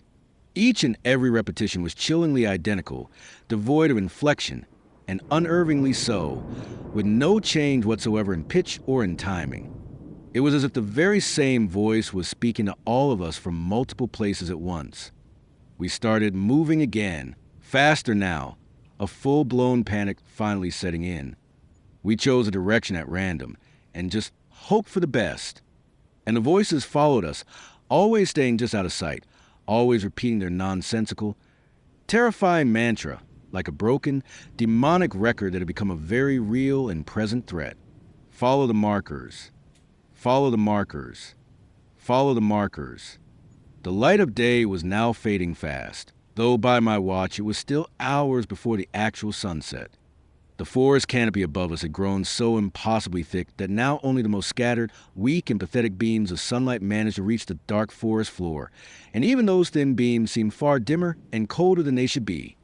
Soon, we'd be walking in near total darkness, following a gruesome trail that was now marked with our own friends' bloody clothes, toward a nightmarish destination that we could not even begin to imagine. It was at that moment that Maya simply disappeared. One moment. She was walking directly behind me, her panicked, ragged breathing clearly audible in the oppressive, suffocating silence. The very next, she was just gone. I turned around and found nothing but an empty, silent space where she should have been standing, as if she had been instantly and silently blinked out of existence. Maya. Chloe called out from directly behind me. There was no answer. Where the hell did she go? Ben had his phone out again, its feeble flashlight beam cutting a weak, useless path across the dark ground. There are no tracks. I'm telling you, she was right here. She was right fucking here. We backtracked a few yards, frantically calling out her name and searching for any sign of her, any clue at all as to where she might have gone or what might have happened to her. But the soft, damp earth showed no footprints except for our very own. There were no broken branches, no disturbed undergrowth to indicate that someone had passed through or had been violently dragged away. Maya, I shouted at the top of my lungs, my voice echoing unervingly in the utterly silent forest. It seemed to bounce back at me, as if the ancient trees themselves were arranged to form a perfect, natural acoustic chamber. And underneath my own fading, desperate echo, I heard something else. Maya's voice calling back down to us. Here, she said, I am up here. And her voice, chillingly, was coming from high above us. It was coming from an impossibly dense canopy of the ancient trees that had completely blocked out the afternoon sky. We all tilted our heads back at the same moment, squinting our eyes as we tried to pierce the deep, almost total gloom above us. And there, impossibly undeniably, was Maya. She was sitting, calmly and comfortably perched on a thick branch that was nearly 40 feet above the dark forest floor. Her legs were dangling down playfully, like a small, carefree child's. Her face was turned down towards us, and she was smiling a wide, beatific smile. Maya, Chloe's voice cracked, a mixture of disbelief and terror. How in God's name did you get all the way up there? I have been waiting for all of you, Maya said. Her voice, strangely, carried down to us with a perfect, unnatural clarity, despite the significant distance, each and every one of her words crisp and crystal clear. Why did all of you take so very long? Waiting for us, Ben echoed, his own voice shaky with confusion. What in the hell are you talking about? You were right behind us just a second ago. You were walking with us. Maya's serene smile widened, stretching her lips just a little too far. I have been waiting for you, she repeated, in the exact same unervingly pleasant, conversational tone. Ben was already moving to the base of the massive, ancient tree, quickly scanning it for handholds, for any possible way for him to climb up. Hang on. Maya, we will get you down from there. Just hold on. Do not. Chloe grabbed his arm again, her nails digging into his skin, her eyes wide with a primal terror. Ben, something is horribly, horribly wrong with her. And she was right. Maya's smile was far too wide, stretching her mouth into an unnatural, grotesque expression that no normal human face should ever be able to make. And her eyes were completely solid black, as dark and as empty as a starless, moonless night sky, as if her pupils had inexplicably expanded to swallow the iris and the whites and everything else entirely. I have been waiting for you, she said a third and final time. Then she added, her voice dropping to a low, conspiratorial whisper, a whisper that still reached our ears perfectly, follow the markers. It was only then that I finally understood, with a soul-crushing, absolute certainty, that the thing perched high in the tree was not Maya at all. Not anymore. The creature in the tree wore her face, her clothes, even her voice like a well-fitting suit.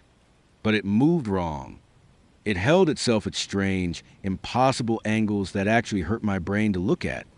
And when it spoke, its mouth did not quite sync up with the actual words that we were hearing.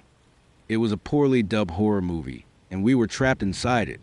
We have to run, I said quietly, a cold, hard knot of fear tightening in my stomach. The thing that looked like Maya tilted its head to one side, a gesture that was almost bird-like, as it studied the three of us below with those empty, black, infinite eyes. Follow the markers, it said again. But this time, to our horror, the voice that emerged from its lips was a perfect imitation of Ben's. And then, in Chloe's distinct voice, it said, "Something's wrong with her." And then in my own familiar voice, it said, "We have to run." It was mimicking us, replaying our own terrified, panic conversation back at us like some kind of demonic, sentient parrot. But all the words, all of the perfectly copied voices, were still coming from Maya's unmoving, smiling mouth. We ran again, abandoning any last, lingering shred of hope that we might ever find our real friend. And behind us, the terrible thing in the tree began to laugh, a sound like 1,000 shards of shattering glass that seemed to follow us, echoing through the silent, dead forest long after we had finally, desperately left it far behind.